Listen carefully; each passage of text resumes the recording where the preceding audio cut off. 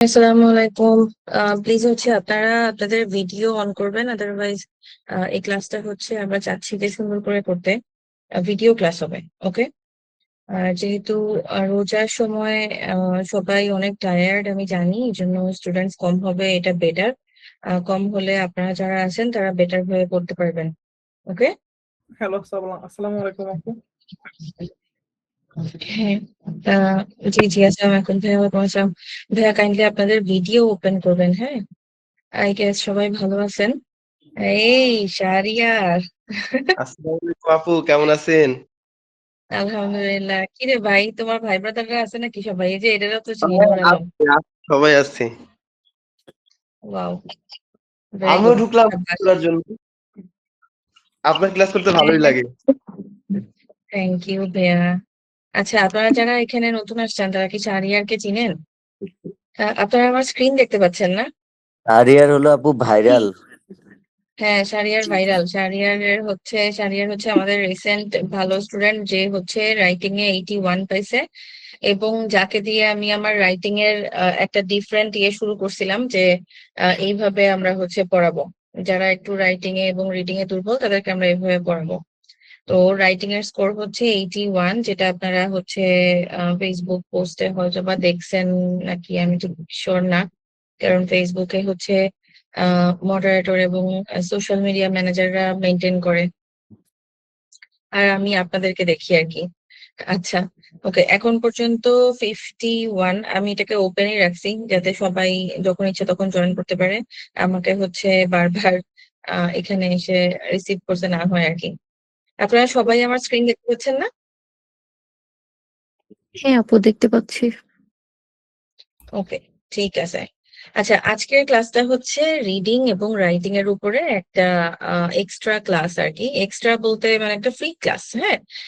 এখানে free class বলে আমি আমার ক্লাসে কখনোই কোনো কিছু কম পড়াই না, বরঞ্চ আমার যে ব্যাচের স্টুডেন্ট তাদের থেকে অনেক অনেক বেশি পড়ানোর চেষ্টা করি। কারণ আমি জানি যে ব্যাচের মধ্যে কার কতটুকু লাগবে বা কার কতটুকু লাগবে না, হ্যাঁ। অনেক সময় অনেক ব্যাচে আমি অনেক কিছু অ্যাভয়েড করি, কারণ আমি জানি আননেসেসারি ওদের মাথায় এই জিনিসগুলা ঢুকায় কোনো লাভ নাই, হ্যাঁ। বরঞ্চ আরো গ্যাঞ্জাম হয়ে যাবে। ও হয়তো বা এই জিনিসটাতে ভালো ফিল করবে না, অথবা ওর উপর অনেক প্রেশার হয়ে যাবে। সো আমাদের যেরকম অনলাইন বা অফলাইনের ব্যাচের স্টুডেন্টরা আছে, ওদেরকে হচ্ছে আমরা ওদের অবস্থা বুঝে সেই রকম ভাবে লোড দেই বা দেই না, হ্যাঁ। বাট আমাদের যখন ফ্রি ক্লাস গুলো থাকে তখন আমি চেষ্টা করি ম্যাক্সিমাম ইনফরমেশন ডেলিভার করতে, যাতে এখানে যারা স্টুডেন্টস আছে, যারা আমাদের স্টুডেন্ট না বাট পিটি স্টুডেন্ট, তারা যেন ম্যাক্সিমাম হেল্পটা পায়, ওকে। আমি আমার মতো করে এখানে আমার যেটা মনে হয়েছে যে পিটিইতে এই জিনিসগুলো লাগে, যেটা 60 থেকে 90 পর্যন্ত কাজে লাগবে, আমি সেভাবে পড়াবো। আপনি আপনার ইচ্ছা মতো নোট করবেন এবং কতটুকু আপনার দরকার বা দরকার না সেভাবে আপনি হচ্ছে আপনার খাতায় উঠাবেন, ওকে। ওকে, সি, এটা হচ্ছে আমার পিডিএফ। সবাই কি পিডিএফ দিতে পারছেন? স্লাইড গুলো সবাই দেখতে পাচ্ছেন? একজন জি আপু, দুইজন দেখতে বললেই পাচ্ছি। হবে। ওকে, এখানে কেউ কেউ আমার স্টুডেন্টরা আছেন যারা আসলে আহ, আহ, মানে কিউরিওসিটির জন্য আসছেন, খুব একটা দরকার নাই, স্টিল থাকেন, সমস্যা নাই।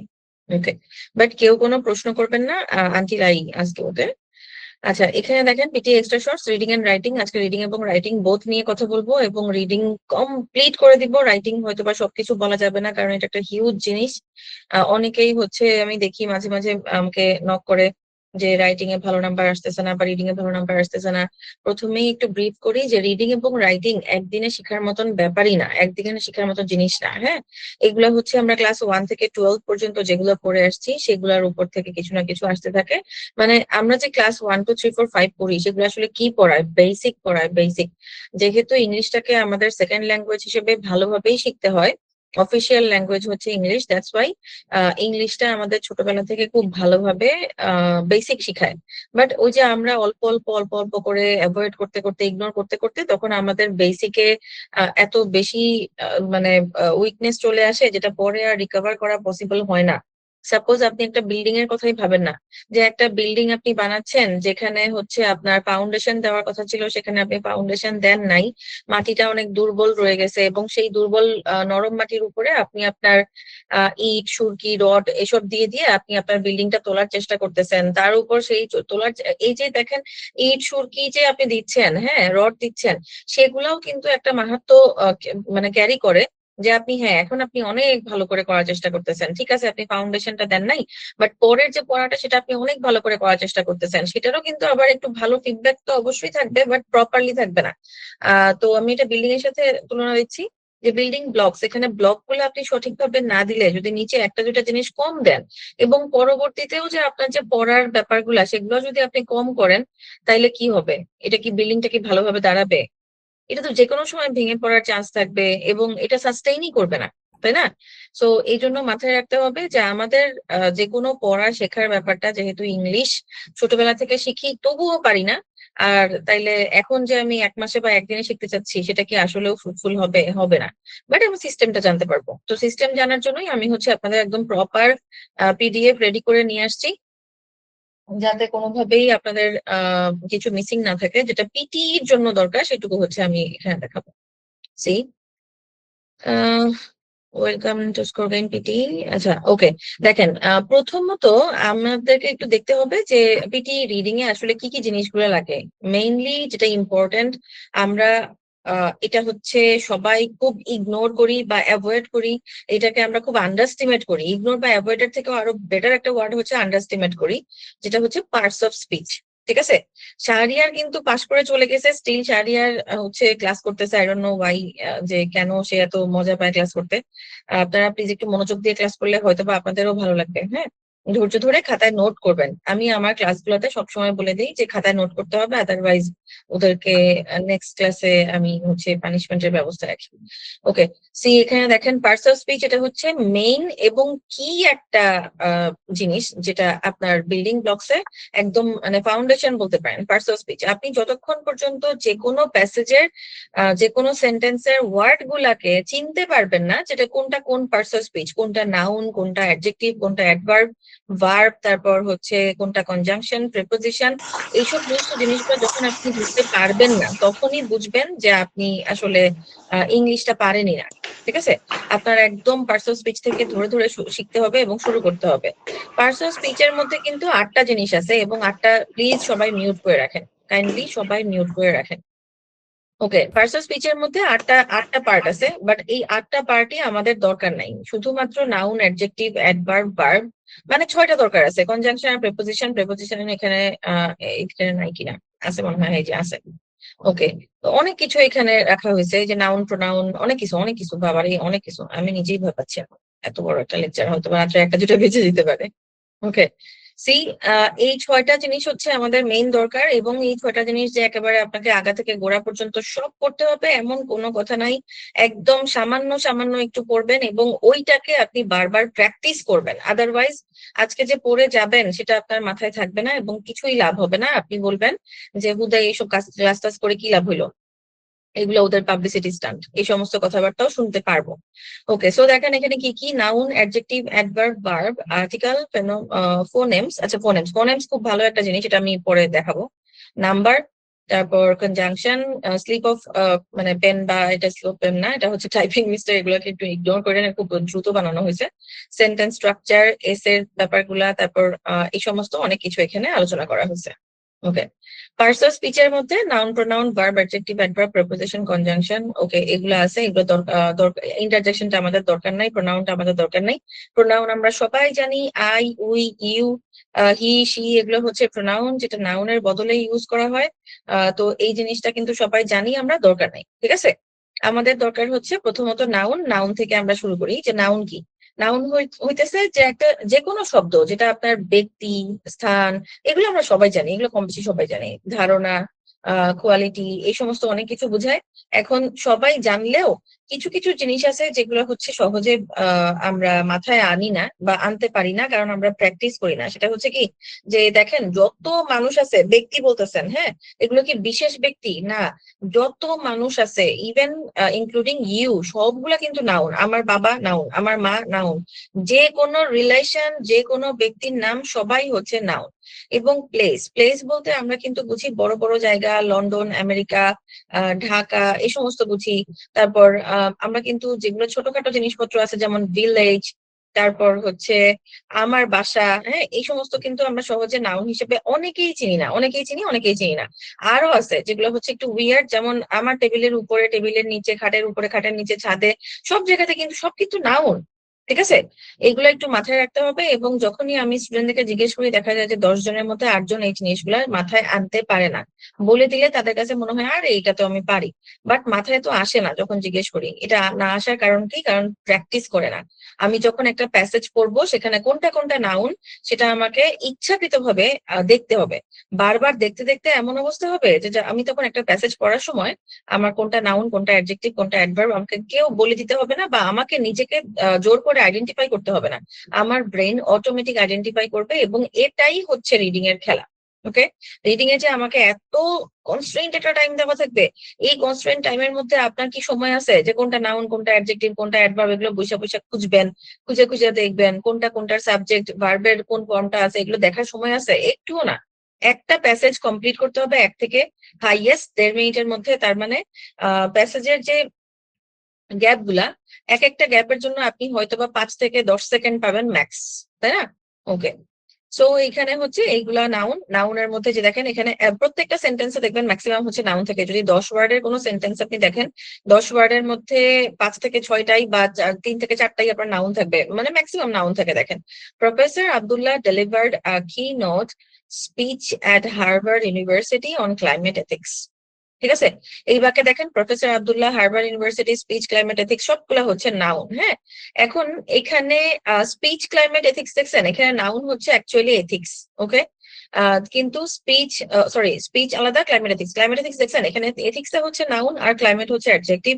তো এইগুলা কি, যেখানে অ্যাডজেক্টিভ এবং নাউন দুইটা মিলে একসাথে বসে একটা আলাদা মানে বিশেষ নাউন বোঝাচ্ছে, সেটা হচ্ছে কি বলবো আমরা, নাউন ফ্রেজ, যেটা আমাদের এসএসটি তে এবং রিটেল লেকচারে খুব কাজে আসে। শুধুমাত্র not only SST and retell lecture, এখানে হচ্ছে এসজিডি, আরটিএএস, এগুলোতেও কিন্তু প্রচুর কাজে আসে, ইভেন এসএতেও। ওকে, নাউন ফ্রেজ বোঝাটা খুবই ইম্পর্টেন্ট। একটা নাউন থাকবে আর নাউনকে মডিফাই করবে এমন একটা অ্যাডজেক্টিভ থাকবে।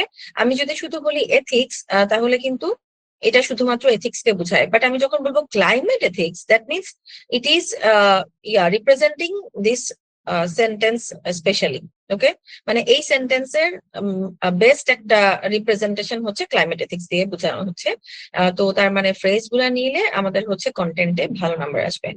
ওকে, তারপর কাউন্টেবল নাউন আর আনকাউন্টেবল নাউন। সেই নাউনের মধ্যে কিন্তু অনেক ধরনের ইয়া আছে, ক্যাটাগরি আছে। সাপোজ প্রপার নাউন, তাই না? আরো অনেক কিছু, অনেক কিছু, অ্যাবস্ট্রাক্ট নাউন, হাবিজাবি, অনেক কিছু আছে। আমার এগুলা শুধুমাত্র একটু জানা থাকলেই হবে। ওগুলা যে কোনো গ্রামার বই থেকে আপনি পড়ে ফেলতে পারবেন। একবার শুধু দেখবেন, শুধু একটু জানবেন যে এটা কি জিনিস, অ্যাবস্ট্রাক্ট নাউন আবার কি জিনিস, ভাই প্রপার নাউন আবার কি জিনিস, কমন নাউন আবার কি জিনিস, জাস্ট এইটুকু, আর কিচ্ছু না। ওকে, সেগুলো মুখস্থ করার দরকার নাই, কোথাও আপনাকে বের করার দরকার নাই। শুধুমাত্র আপনার ক্যাপাবিলিটিস থাকবে নাউনকে আইডেন্টিফাই করা, নাউন কেমন থাকে সেটা বোঝা। প্রত্যেকটা সেন্টেন্সে যদি আপনি এইভাবে খুঁজে খুঁজে দেখেন, যে আপনি রিটেল লেকচার পড়তেছেন বা রিড আলাউড পড়তেছেন, অথবা হাইলাইটিং কারেক্ট ওয়ার্ডস, অথবা লিসেনিং এর ফিল ইন দ্য ব্ল্যাঙ্কস, যেটাই পড়তেছেন না কেন, প্রত্যেকটা জায়গাতে প্যাসেজ আছে এবং সেন্টেন্সেস আছে। আমরা কি করি, যেখানে মানে ফিল ইন দ্য ব্ল্যাঙ্কস, সেখানে শুধুমাত্র গ্যাপের জায়গাটাতে খেয়াল করি, বাকিগুলোতে খেয়াল করি না। বাট আমাদেরকে ইচ্ছাকৃতভাবে প্রত্যেকটা সেন্টেন্সের প্রত্যেকটা পার্টস অফ স্পিচ খুঁজে খুঁজে বের করতে হবে, স্পেশালি নাউন গুলা খুঁজে বের করতে হবে। এক সময় আমরা কিন্তু এগুলো খুঁজে বের করার দরকার হবে না, আমরা দেখবো আর ব্রেন আমাদের অটোমেটিক খুঁজে ফেলবে, যে হ্যাঁ, বুঝে ফেলবে যে এটা নাউন। ওকে, তো নাউন গুলো দেখতে কেমন হয়? নাউন গুলো মোস্টলি থাকে কি, SION, TION, মানে শন থাকে, MENT থাকে, তাই না? তারপর হচ্ছে নেস থাকে, তারপর TY থাকে, যেমন সিভিয়ারিটি। তারপর হচ্ছে আর কি, এরকম এরকম জিনিসগুলো থাকে। এগুলো দেখতে দেখতে আপনি হচ্ছে মুখস্থ হয়ে যাবে যে হ্যাঁ, এগুলা হচ্ছে নাউন। ওকে, সি কাউন্টেবল আর আনকাউন্টেবল নাউন, এই দুইটা জানাটা খুব জরুরি, কারণ এটা হচ্ছে আর্টিকেলের জন্য খুবই খুবই ইম্পর্টেন্ট। কাউন্টেবল আর আনকাউন্টেবল নাউন কোনগুলা? কাউন্টেবল হচ্ছে যেগুলো গণনা করা যায়, আমরা সবাই জানি, আর আনকাউন্টেবল হচ্ছে যেগুলো গণনা করা যায় না। আমি যদি জিজ্ঞেস করি আমাদের স্টুডেন্টদেরকে ব্যাচে, যখন জিজ্ঞেস করি যে বলতো কোনটা কোনটা আনকাউন্টেবল নাউন, ওরা কি করে আনকাউন্টেবল এর শুধুমাত্র এক্সাম্পল দেয় যে চাল, ডাল, পানি, এগুলা।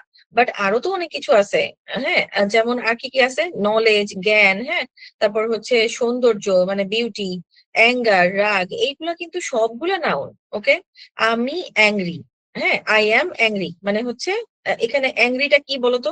কেউ বলতে পারবা এখানে অ্যাংরিটা কি? অ্যাডজেক্টিভ। Kind of. তো এখানে অ্যাংরি কিন্তু নাউন না, হ্যাঁ। তো অ্যাংরি এর নাউনটা কি? অ্যাংরি এর নাউনটা হচ্ছে অ্যাঙ্গার। ওকে, অ্যাংরি এর নাউনটা হচ্ছে অ্যাঙ্গার। সিভিয়ার হচ্ছে অ্যাডজেক্টিভ, সিভিয়ার এর নাউন হচ্ছে সিভিয়ারিটি। তো এইরকম ভাবে বিভিন্ন কিছু আমাদেরকে শিখতে হবে। ওকে, যে নাউন গুলা কোনগুলা। তো আমি যদি একটুখানি নোট করি খাতার মধ্যে, এবং প্রত্যেকটা যেমন প্রত্যেকটা আইটেম যখন আমি পড়তেছি ওখানে সেন্টেন্স গুলোর মধ্যে কোনটা কোনটা নাউন সেগুলো যদি আমি একটু খেয়াল করি, তাহলে কি এটা আমার খুব বেশি সময় লাগার কথা? জাস্ট 10 দিন, 10 দিনের একটা গ্যাপ নাও। 10 দিনের মধ্যে জাস্ট নিজেকে শুরু থেকে যেমন 10 দিন ফার্স্টের দিন কেমন ছিল সেটা হচ্ছে নিজেকে একটু লিখে রাখো, এবং 10 দিন পরে তুমি এবার কেমন আছো সেটা একটু লিখে রাখো, যে এখন কি তোমার পার্সন স্পিচ এবং নাউন গুলো আইডেন্টিফাই করতে কষ্ট হচ্ছে কিনা, বা কোনটা কোনটা নাউন তুমি কনফিউশন হচ্ছে কিনা। ঠিক 10 দিনের একটা টাইম নাও, নিজেকে একটু সময় দাও যে আমি এই 10 দিনের মধ্যে এই গ্রামার গুলা এবং এই ফ্রি হ্যান্ড রাইটিং গুলো এইভাবে প্র্যাকটিস করবো।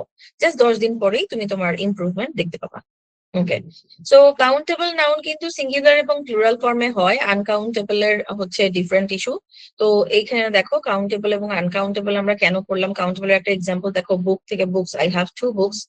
আর uncountable noun are nouns are that cannot be counted individually. Individually count করা যায় না, do not have plural forms.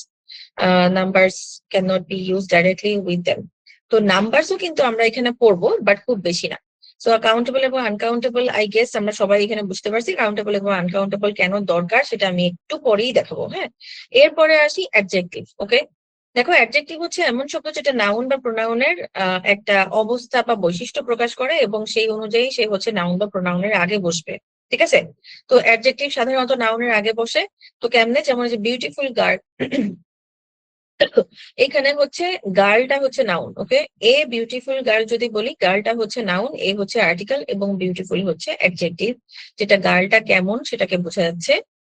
তারপর এইগুলা খুব একটা জানার দরকার নাই, এগুলো আমরা সব পারি।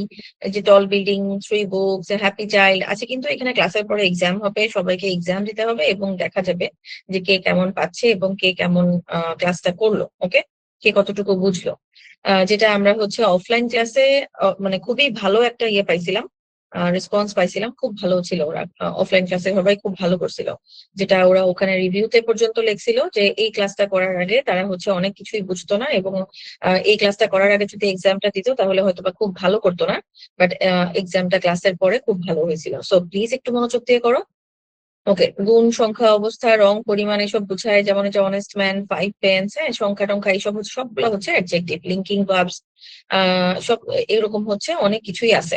তো এইগুলা খুব একটা জানার দরকার নাই। Example, she is a doctor. আচ্ছা হ্যাঁ, এক্সাম্পলটা আমি একটু পরে দেখি, আগে অ্যাডভার্বটা পড়ে নিই। ওকে, অ্যাডভার্বটা কি? অ্যাডভার্ব আমরা ছোটবেলায় অনেক জায়গাতেই পড়ছি যে অ্যাডভার্ব হচ্ছে ভার্বকে মডিফাই করে, যেমন অ্যাডজেক্টিভ নাউনকে করে সেরকম হচ্ছে অ্যাডভার্ব ভার্বকে মডিফাই করে। বাট এটা একটুখানি ভুল আছে, সেটা হচ্ছে অ্যাকচুয়ালি অ্যাডভার্ব কিন্তু নট অনলি ভার্ব, অ্যাডভার্ব হচ্ছে অ্যাডজেক্টিভ কেও মডিফাই করে, ইভেন অন্য একটা অ্যাডভার্ব কেও মডিফাই করে, এবং ভার্ব কেও মডিফাই করে। ওকে, এটার মানে কি? মানে হচ্ছে অ্যাডভার্ব ভার্বের আগে বসতে পারে, অ্যাডজেক্টিভের আগে বসতে পারে, এবং অ্যাডজেক্টিভের আগে যদি একটা অ্যাডভার্ব থেকে থাকে সেই অ্যাডভার্বের আগেও আরেকটা অ্যাডভার্ব বসতে পারে। তাহলে স্ট্রাকচারটা কেমন হয়? স্ট্রাকচারটা হয় হচ্ছে নাউন, নাউনের আগে অ্যাডজেক্টিভ, অ্যাডজেক্টিভের আগে অ্যাডভার্ব, এবং অ্যাডভার্বের আগে আরো অ্যাডভার্ব বসতে পারে। তার মানে অ্যাডভার্ব কিন্তু অ্যাডজেক্টিভকেও মডিফাই করতে পারে, অ্যাডভার্বকেও মডিফাই করতে পারে, এবং ভার্বকে তো করতে পারে।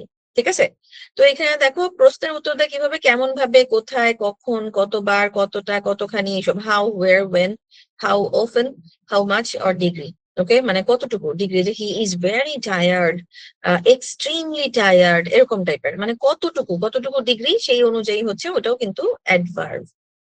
ক্লিয়ার সবাই?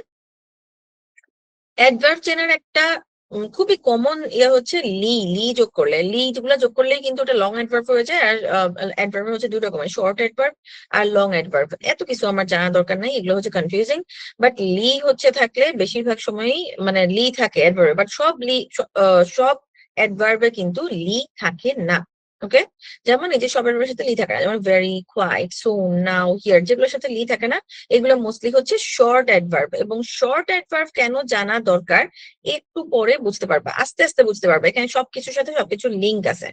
অ্যাডভার্ব যেহেতু করা হয়ে গেছে, এবার আমি হচ্ছে এক্সাম্পল গুলো দেখি, যারা যারা খাতায় লিখতেছো না তারা ভুল করবা। সি এখানে দেখো, শি ইজ আ ডক্টর, এখানে ডক্টর হচ্ছে কি? আচ্ছা, এটা আমি আরো একটু পরে দেখবো, আগে হচ্ছে আর্টিকেলটা পড়ে আসি।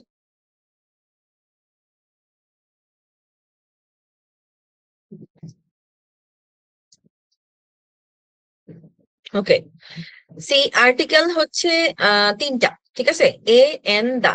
আজকে আমি যেভাবে পড়াই দিব সেভাবে যদি সুন্দর করে খাতায় লিখতে পারো, খাতায় নোট করে নিতে পারো, আই গেস এটা সারা জীবনেও ভুলার কথা না, একটু প্র্যাকটিস করলেই সবকিছু ইজি লাগবে।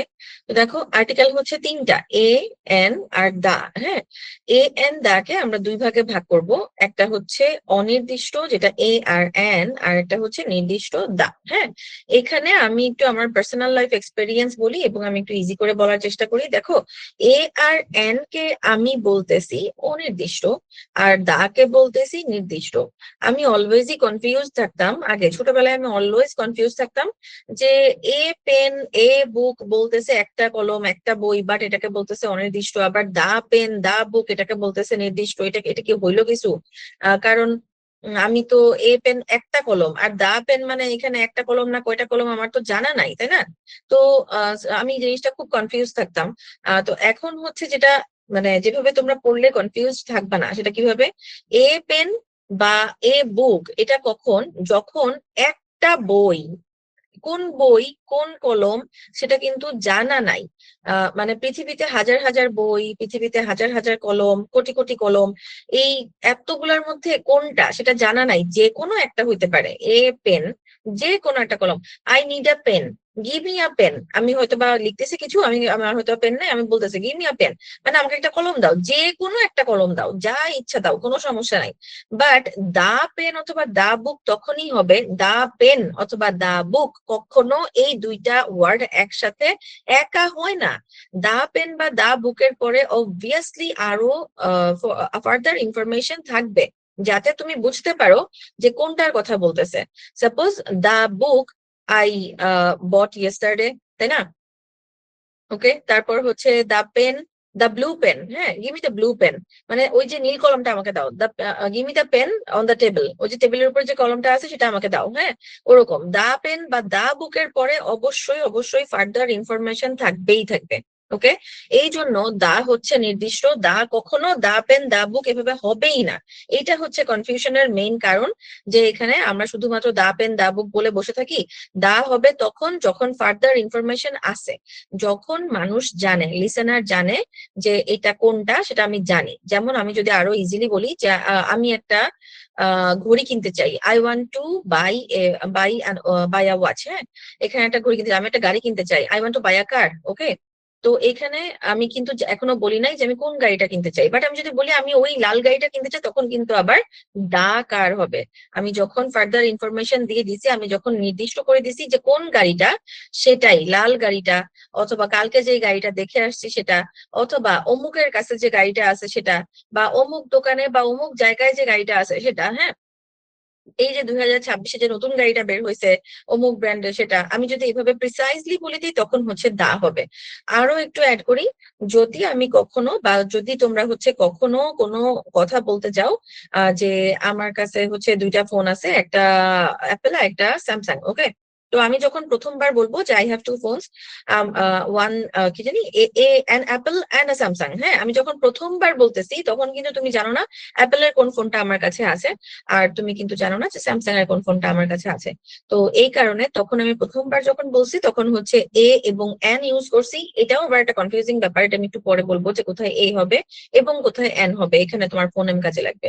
তো তখন আমি কি বলবো, এ বা অ্যান ইউজ করব। আবার পরের সেন্টেন্স গুলোতে যখন আমি বলবো যে আমার অ্যাপেল ফোনটা নিউ, স্যামসাং ফোনটা হচ্ছে পুরাতন, অথবা আমার অ্যাপেল ফোনটা হচ্ছে এই, আমার স্যামসাং ফোনটা হচ্ছে সেই, এরকম করে যখন আমি বলবো তখন প্রত্যেকবার কিন্তু দা হবে। প্রথমবারের পরে আর কখনোই কিন্তু তুমি এ বা অ্যান ইউজ করতে পারবা না, কারণ তুমি ডিফাইন করে দিছো অলরেডি যে আমার কাছে যেটা আছে সেটা সম্পর্কেই বলতেছো।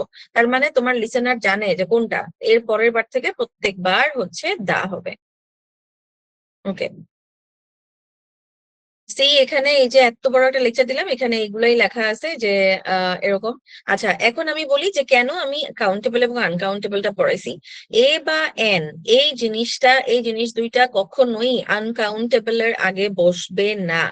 এ বা এন অলওয়েজ হচ্ছে সিঙ্গুলার এবং কাউন্টেবল নাউনের আগে বসবে। কাউন্টেবল সিঙ্গুলার নাউন, এই যে এখানে লেখা আছে এ বা এন শুধুমাত্র কাউন্টেবল সিঙ্গুলার নাউনের আগেই বসবে, শুধুমাত্র সিঙ্গুলার এবং কাউন্টেবল যেগুলা গণনা করা যায় না সেগুলার আগে এ বা এন বসে না। যেমন এআর, নলেজ, ইনফরমেশন, ডেটা, হ্যাঁ, এগুলার আগে এ বা এন বসে না। যেগুলা গণনা করা যায় এবং সিঙ্গুলার সেগুলার আগে এ বা এন বসে, মানে একটা, ঠিক আছে। আর দা, দুনিয়ার যত নাউন আছে সবগুলার আগে দা বসতে পারে। ওকে, সি এখানে ওকে এগুলাই বলা আছে, এক্সাম্পল দেওয়া আছে, এই যে এখানে হচ্ছে সুন্দরভাবে দেওয়া আছে। No article is used before an uncountable noun, zero article. তারপর হচ্ছে এই যে এখানে যা বলছি সবগুলো আছে, এ বুক অ্যান অ্যাপল। ওকে,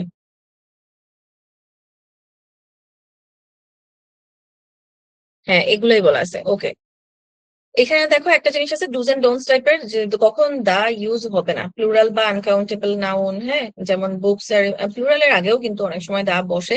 এই জিনিসগুলো অনেক কনফিউজিং, এগুলা এইভাবে তুমি কখনোই গ্রামার দিয়ে বা সূত্র দিয়ে মুখস্থ করে করতে পারবা না। এগুলার জন্য হচ্ছে মানে সেন্স ক্রিয়েট করাতে হবে। যত বেশি আর্টিকেল বা প্যাসেজ করবা তত হচ্ছে এই সেন্স গুলা ক্রিয়েট হবে, যেখান থেকে তুমি বুঝতে পারবা যে কোথায় আমি দা বসাবো বা বসাবো না।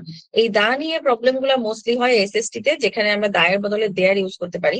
ওকে, এখানে দেখো এক্সাম্পলের এখানে আমি যেটা একটু আগে বলছিলাম যে পরে পড়াবো, যেটা নাউন, অ্যাডজেক্টিভ, অ্যাডভার্ব এবং আর্টিকেল হওয়ার পরে এবার হচ্ছে তুমি ইজিলি বুঝতে পারবা। যেমন she is a doctor, see A A A কিন্তু আর্টিকেল কিন্তু কখনো নাউন ছাড়া অন্য কিছুর জন্য ইউজ হবে না। অ্যাডজেক্টিভ, অ্যাডভার্ব কোনো কিছুর জন্য নাউন ইউজ হবে না, হ্যাঁ, সরি, আর্টিকেল ইউজ হবে না। তো আর্টিকেল হবে শুধুমাত্র নাউনের জন্য, সে যেখানেই থাকুক সে নাউনের জন্য ব্যবহার হবে, হ্যাঁ। যেমন she is a doctor, a doctor, একজন ডাক্তার, এটাই বোঝাচ্ছে এ ডক্টর। এবার যদি আমি অ্যাডজেক্টিভ রাখি she is a good doctor, এই যে দেখো, তুমি যখন দেখলা ফিল ইন দ্য ব্ল্যাঙ্কস, যখন তুমি দেখলা যে শি ইজ আ ডক্টর, এ এ আছে, এ এর পরে একটা গ্যাপ আছে। এখন এ যেহেতু আছে, আমি যেহেতু বলছি যে আর্টিকেল কখনো নাউন ছাড়া অন্য কারোর জন্য ইউজ হবে না, তার মানে এটার পরে তুমি একটা নাউন খুঁজতেছো, ঠিক আছে। এ আছে, তুমি একটা নাউন খুঁজতেছো, এর পরে একটা গ্যাপ আছে, সাপোজ গুডের জায়গায় একটা গ্যাপ আছে। তো তুমি এবার চিন্তাই করে নিছো যে এ যেহেতু আছে তার মানে এরপরে হচ্ছে নাউন হবে, কিন্তু ওই গ্যাপের মধ্যেই নাউন হবে নাকি নাউনটা এর পরে কোথাও আছে সেটা কিন্তু তোমাকে খেয়াল করতে হবে। আর নাউন কিন্তু অনেক পরে থাকতে পারে। এই যে দেখো এখানে একটা আর্টিকেল আছে, আর্টিকেলের পরে অ্যাডজেক্টিভ বসাইছে, তারপরে নাউন। এর পরেরটাতে আর্টিকেল আছে, আর্টিকেলের পরে অ্যাডভার্ব বসাইছে, তারপরে অ্যাডজেক্টিভ, তারপরে নাউন। তার মানে নাউনটা অনেক দূরেও থাকতে পারে। ওকে, আর্টিকেল কিন্তু ইউজ হচ্ছে নাউনের জন্য, বাট সে বসবে, এ বা এন বসবে, সেটা কার উপর ডিপেন্ড করবে, তারপরের যে ওয়ার্ডটা আছে, মানে যে ওয়ার্ডের আগে বসবে সেই ওয়ার্ডের কনসোনেন্ট এবং ভাওয়েলের সিস্টেম অনুযায়ী এ বা এন বসবে। ওকে, কিন্তু ইউজ কিন্তু হচ্ছে আর ইয়ার জন্য, নাউনের জন্য। ওকে, এখন তোমার এখানে একটা গ্যাপ আছে, এবার তুমি হচ্ছে আগে থেকেই ডিসাইড করে ফেলছো যে যেহেতু আর্টিকেল আছে আমি এখানে একটা নাউন বসাবো, বাট নাউন যে পরে আছে সেটা তুমি খেয়াল করতেছো না। নাউন কিভাবে খেয়াল করবা, দেখবা নাউনের পরে হয় কমা থাকবে, অথবা ফুল স্টপ থাকবে, শেষ হয়ে যাবে, অথবা কনজাংশন থাকবে, প্রেপোজিশন থাকবে অথবা ভার্ব থাকবে। তাইলে এগুলো থাকলেই দেখলে বুঝে যাবা যে এটার আগেরটা হচ্ছে কনজাংশন, প্রেপোজিশন, ভার্ব অথবা ফুল স্টপ অথবা কমা, এটার আগেরটা হচ্ছে নাউন। একটু খেয়াল করবা এই জিনিসগুলো, একটু খেয়াল করবা, দেখবা বুঝে যাবা। তো তখন তুমি যদি দেখো যে নাউনটা অলরেডি আছে, হ্যাঁ, আর্টিকেল আছে এবং নাউন আছে, আর্টিকেল এবং নাউনের মধ্যে একটা গ্যাপ আছে, তার মানে এখানে অ্যাডজেক্টিভ বসবে। ক্লিয়ার? এই যে শর্টকাট গুলো আস্তে আস্তে কাজে লাগতেছে। শর্টকাট তোমার ততক্ষণ পর্যন্ত কাজে লাগবে না যতক্ষণ পর্যন্ত তুমি লং গুলা না জানো। লং গুলা জানলে ওটাকে আস্তে আস্তে তুমি শর্টকাটে ইউজ করতে পারবা, আদারওয়াইজ প্র্যাকটিস না করলে হাজারটা শর্টকাট শিখলেও তোমার মাথায় আসবেই না, ওই টাইম কমের মধ্যে আসবেই না। ওকে, সি আবার দেখলাম যে একটা আর্টিকেল আছে, নাউনও আছে, অ্যাডজেক্টিভও আছে এবং তার আগে অ্যাডজেক্টিভের আগে একটা গ্যাপ আছে, তার মানে কি বসবে? অ্যাডভার্ব বসবে। অলরেডি কিন্তু এগুলো পড়ায় আসছি। এরপরে আবার দেখলা একটা আর্টিকেল আছে, এখানে হচ্ছে তারপরে অনেক দূরে একটা নাউন আছে, নাউনের আগে অ্যাডজেক্টিভ আছে, অ্যাডজেক্টিভের আগে একটা অ্যাডভার্বও আছে। তাইলে এবার এখানে যে একটা গ্যাপ আছে, এখানে কি বসাবো? সবকিছুই তো আছে। একটু আগেই কিন্তু বলছি যে অ্যাডভার্ব কিন্তু আরেকটা অ্যাডভার্ব কেউ মডিফাই করতে পারে, তার মানে এখানে অ্যানাদার অ্যাডভার্ব বসবে। ঠিক আছে? সি এখানে she is a doctor, A হয়েছে কারণ D, she is a good doctor, G এই জন্য এ হয়েছে, she is a very good doctor, V সব consonant, she is a genuinely very good doctor সব consonant, but she is an extremely very good doctor, এখানে E আছে যেটা vowel, that's why এখানে হচ্ছে অ্যান ইউজ হচ্ছে। ঠিক আছে? বাট এই যে অ্যানটা আমি ইউজ করছি, আমরা ছোটবেলায় শিখছি যে কনসোনেন্টের আগে বসলে এ বসবে আর ভাওয়েলের আগে বসলে এন বসবে। ঠিক আছে? কিন্তু আবার একটু পরেই আমাদেরকে শিখাইছে যে যদি কনসোনেন্ট যদি ভাওয়েলের মতো আওয়াজ হয় তাহলে আবার উল্টায় যাবে, আবার যদি ভাওয়েলটা যদি কনসোনেন্টের মতো আওয়াজ হয় তাহলে আবার উল্টায় যাবে। হ্যাঁ, এটা একটু ডিফিকাল্ট হয়ে যায় না? যেমন এ হর্স হচ্ছে, আবার এন আওয়ার হচ্ছে, এ ইউনিভার্সিটি হচ্ছে, এন আমব্রেলা হচ্ছে, এ মাদার হচ্ছে, এন এম এ হচ্ছে। একটু ডিফিকাল্ট হয়ে যায়, যদিও একবার বুঝে ফেললে এটার মধ্যে ডিফিকাল্টিস এর কিচ্ছু নাই, স্টিল ডিফিকাল্ট হয়ে যায়। তো আমরা যদি ছোটবেলা থেকে আমাদের যে এবিসিডি সেগুলো 26টা A B C D E F G H এভাবে না শিখে যদি আমি ইয়ে শিখতাম, ফোনেম দিয়ে শিখতাম, তাহলে আমার জন্য কিন্তু এটা খুবই খুবই ইজি হইতো। আমি একটু দেখি যে ফোনেম কোথায় আছে।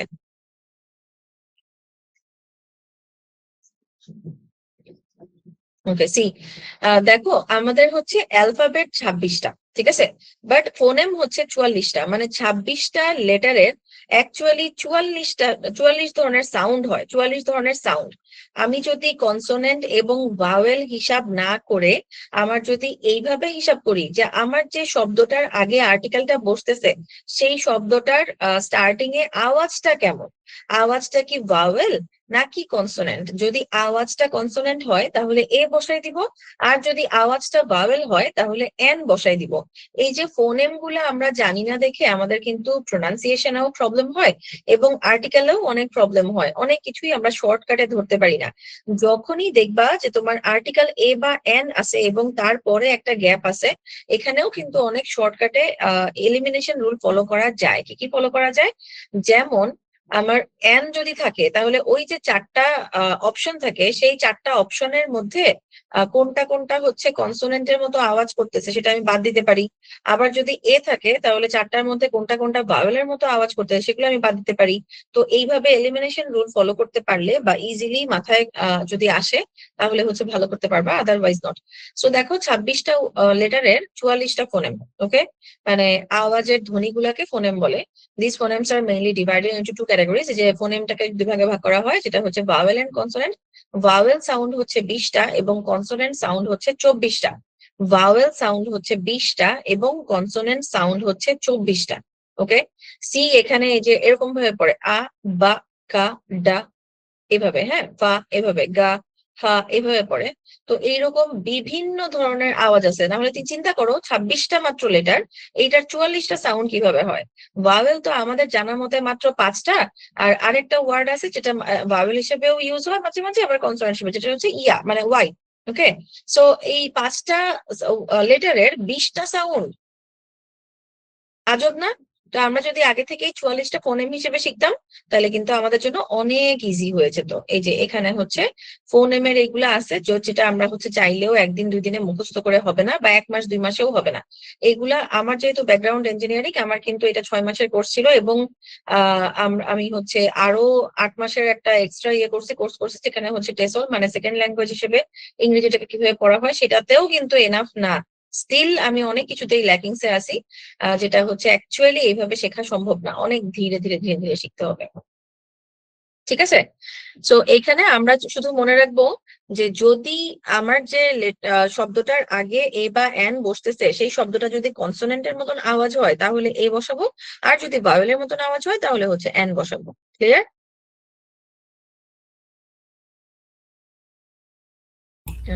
ক্লিয়ার আপু।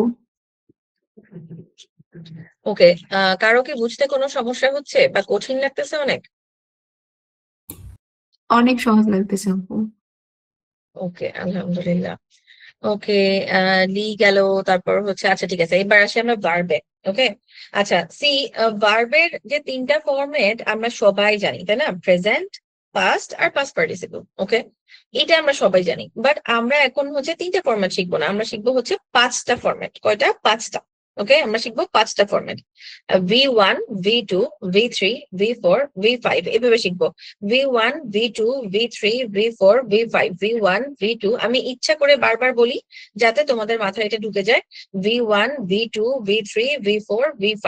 ওকে, আচ্ছা V1টা হচ্ছে আমাদের যেই ভার্বের প্রেজেন্ট ফর্ম বা সিঙ্গুলার ফর্ম, মানে ইট, ডু, গো এগুলা। ওকে, ভার্বের প্রেজেন্ট বা সিঙ্গুলার ফর্ম বা বেস ফর্ম যেটাকে আমরা বলি। আর V2 হচ্ছে ভার্বের পাস্ট ফর্ম। এখানে দেখো V3 হচ্ছে পাস্ট পার্টিসিপল, V4 হচ্ছে আমাদের V1 প্লাস এস বা ইএস, মানে এটা প্লুরাল ফর্মটা। ওকে, V1 প্লাস এস বা ইএস, কোথায় এস হবে এবং কোথায় ইএস হবে সেটা কিন্তু জানতে হবে, যে বানান কি ধরনের থাকলে ইএস হয় আর কখন হচ্ছে এস হয়। আবার অলওয়েজ যে এস বা ইএস যোগ করলেই তোমার প্লুরাল হয়ে যাবে এমন কিন্তু কোনো কথা নাই, একটু পরে যখন আমরা নাম্বার করবো তখন এটা দেখাবো। ওকে, আচ্ছা V4 এটা হচ্ছে প্লুরাল, আর V5 এটা হচ্ছে কন্টিনিউয়াস ফর্ম। কন্টিনিউয়াস ফর্মটা হচ্ছে আইএনজি, মানে V1 প্লাস আইএনজি। এইটাকে কিন্তু আবার জিরান্ডো বলে মাঝে মাঝে। যেমন আমি যদি বলি আই অ্যাম কুকিং, আমি রান্না করতেছি, তার মানে হচ্ছে কাজটা কন্টিনিউয়াস, চলমান, হ্যাঁ, এর জন্য আইএনজি হয়েছে। বাট আমি যদি বলি কুকিং ইজ মাই প্যাশন, মানে কুকিং জিনিসটা আমার খুব শখের জিনিস, তার মানে এখানে এবার কুকিংটা কি হচ্ছে, আমি কি এখানে অ্যাকচুয়ালি রান্না করতেছি না, এটা হচ্ছে একটা নাউন বুঝাচ্ছে।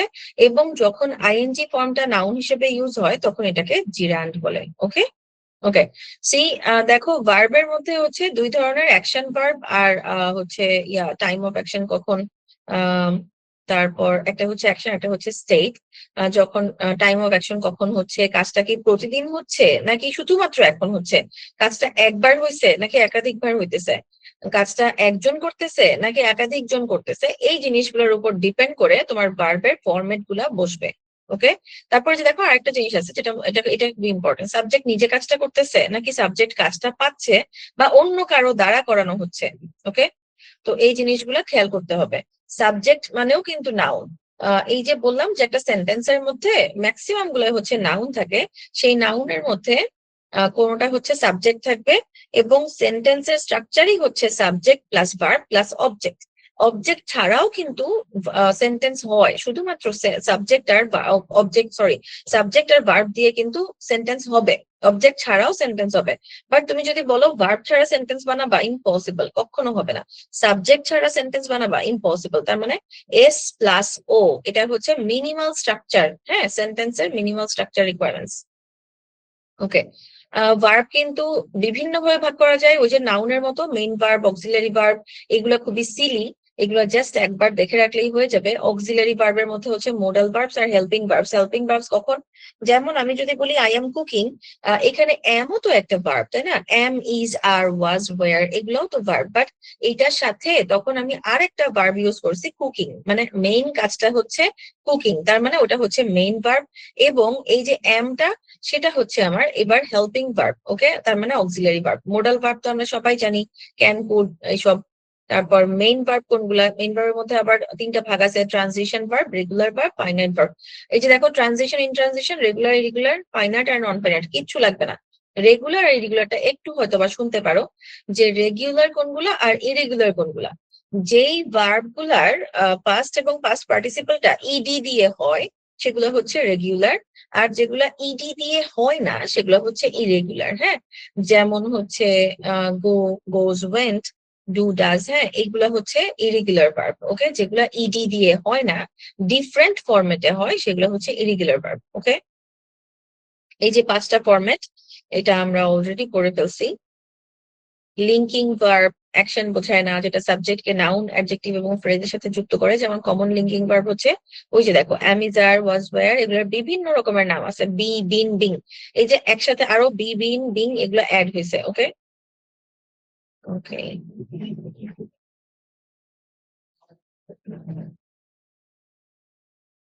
দরকার নেই। ভুলেও কিন্তু কেউ ইয়ে পড়তে চায় না, টেন্স পড়তে চায় না। টেন্স পড়তে গেলে মাথা আউলাই যাবে, আর পিটিয়ে পড়া লাগবে না।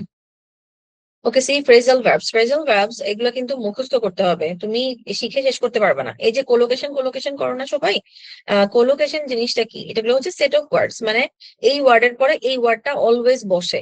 কিছু কিছু ওয়ার্ড আছে দেখবা যারা ইংরেজিতে ভালো, ওরা যখন রিড অ্যালাউড পড়ে ওদের কিন্তু সব সেন্টেন্স, সব ওয়ার্ড দেখতে হয় না, সব ওয়ার্ড বানান দেখতে হয় না। ওরা একটা ওয়ার্ড পড়ে বাকি পরেরটা কি আছে সেটা বুঝে ফেলে। যেমন আমরা যেহেতু এখন মানে আমরা এখানে ম্যাক্সিমাম মুসলিম, একটু আমি এখানে কোরআনের এক্সাম্পল দিই। যারা অ্যারাবিক পড়তে পারে দেখবা অনেক সময় কোন ওয়ার্ডের পরে কোন ওয়ার্ডটা বসতেছে, কোন ওয়ার্ডটা বসবে সেটা ওরা আগে থেকেই জানে, তাই না? ওই টেনে সুন্দর করে পড়ে ফেলতে পারে, ঠিক না? একটু খালি উপরের সাইজ, ওয়ার্ডের সাইজটা দেখলেই বোঝা যায় যে এটার পরে এটা আসতেছে, এটার পরে এটা আসতেছে, এটার আগে এটা আসতেছে, এরকম। সো রিড অ্যালাউডেও কিন্তু সেম ইংলিশের ক্ষেত্রে যারা ইংরেজিতে একটু ভালো তাদের কিন্তু সবগুলো ওয়ার্ড বানান করে পড়তে হয় না বা খেয়াল করতে হয় না। তারা কি করে, একটা ওয়ার্ড পড়লেই পরে কি আসবে সেটা হচ্ছে ওরা বুঝে যায়। তো ওই আন্দাজে ওয়ার্ডের সাইজ দেখে বুঝে ফেলে। তো এইরকম ভাবে ফ্রেজাল ভার্ব, তারপর হচ্ছে অ্যাপ্রোপ্রিয়েট প্রিপোজিশন, এগুলো সবগুলো হচ্ছে কোলোকেশন। যেমন দেখো এই যে লুক আফটার, গিভ আপ, মানে যেটা দুইটা ওয়ার্ড পাশাপাশি বসে একটা ডিফারেন্ট মিনিং বোঝাচ্ছে। লুক আফটার কি, মানে খেয়াল রাখা, লুক আফটার কেয়ার করা।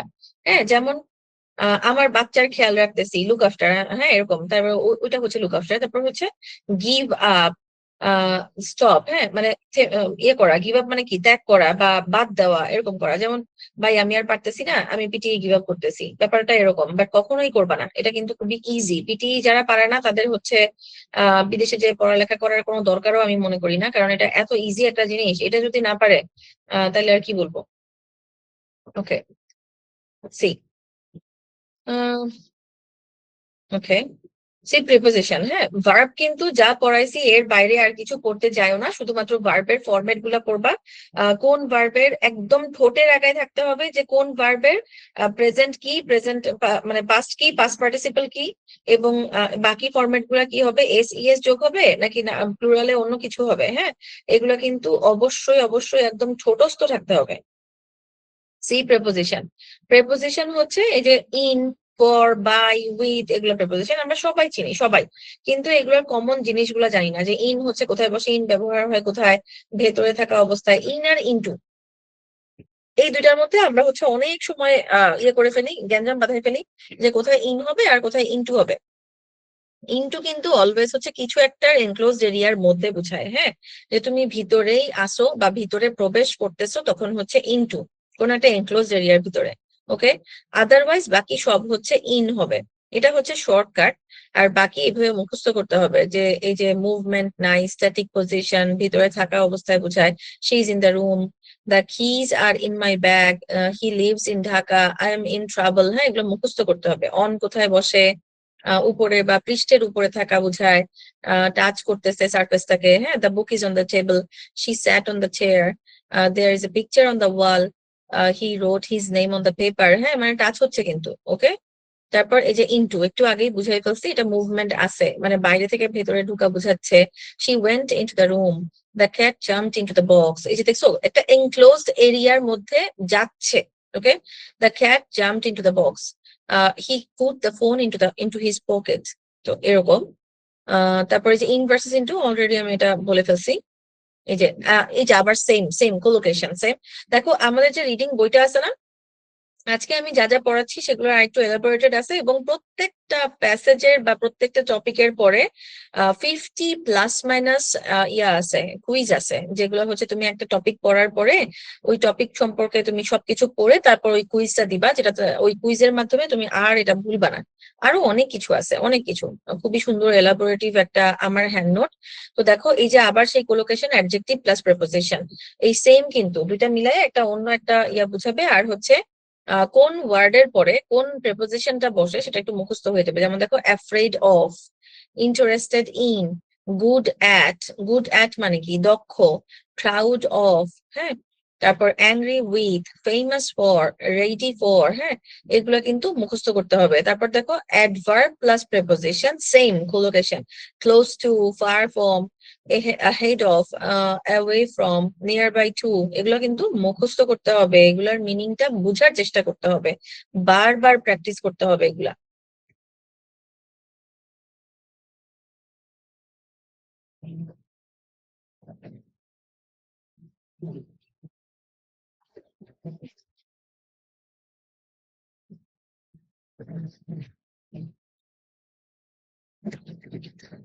অলমোস্ট ম্যাক্সিমামই শেষ করে ফেলছি, যেহেতু কেউ কথা বলতেছে না, দ্যাটস ওয়াই এটা আমার জন্য ইজি হয়েছে কিছুটা। ওকে, সি নাম্বারস। হ্যাঁ, number is a grammatical term that shows whether a noun refers to one person or thing or more than one, মানে সিঙ্গুলার প্লুরাল, এক কথায় এই সমস্ত ইংরেজি হাব ভাব নিয়ে পড়ার কোনো দরকার নাই, জাস্ট মাথায় রাখবা সিঙ্গুলার প্লুরাল। তবে সবগুলা কিন্তু এস বা ইএস যোগ করলে হয় না, এই রকমের 20টা এখানে দেওয়া হয়েছে যেগুলো হচ্ছে এস বা ইএস হয় না। যেমন দেখো ম্যান, MAN, ম্যান মানে একটা মানুষ, আমরা তখন ম্যান যদি বলি তখন কি বলবো, এ ম্যান, তাই না? কিন্তু MEN এটা হচ্ছে প্লুরাল, এখানে কিন্তু ম্যানস হয় নাই, তাই না? ওয়ামেন, দেখো ওয়ামেনে কিন্তু ওয়ামেন্স হয় নাই, উইমেন হয়েছে। আবার প্রোনাউন্সিয়েশনটা খেয়াল করো, যখন WOMAN তখন কি ওম্যান, ওম্যান, ওম্যান, হ্যাঁ। আর যখন WOMEN, অ্যাকচুয়ালি লেটার চেঞ্জ হচ্ছে কোথায়, এম এর পরে, বাট প্রোনাউন্সিয়েশনে চেঞ্জ হচ্ছে কোথায়, ডাব্লিউর পরে।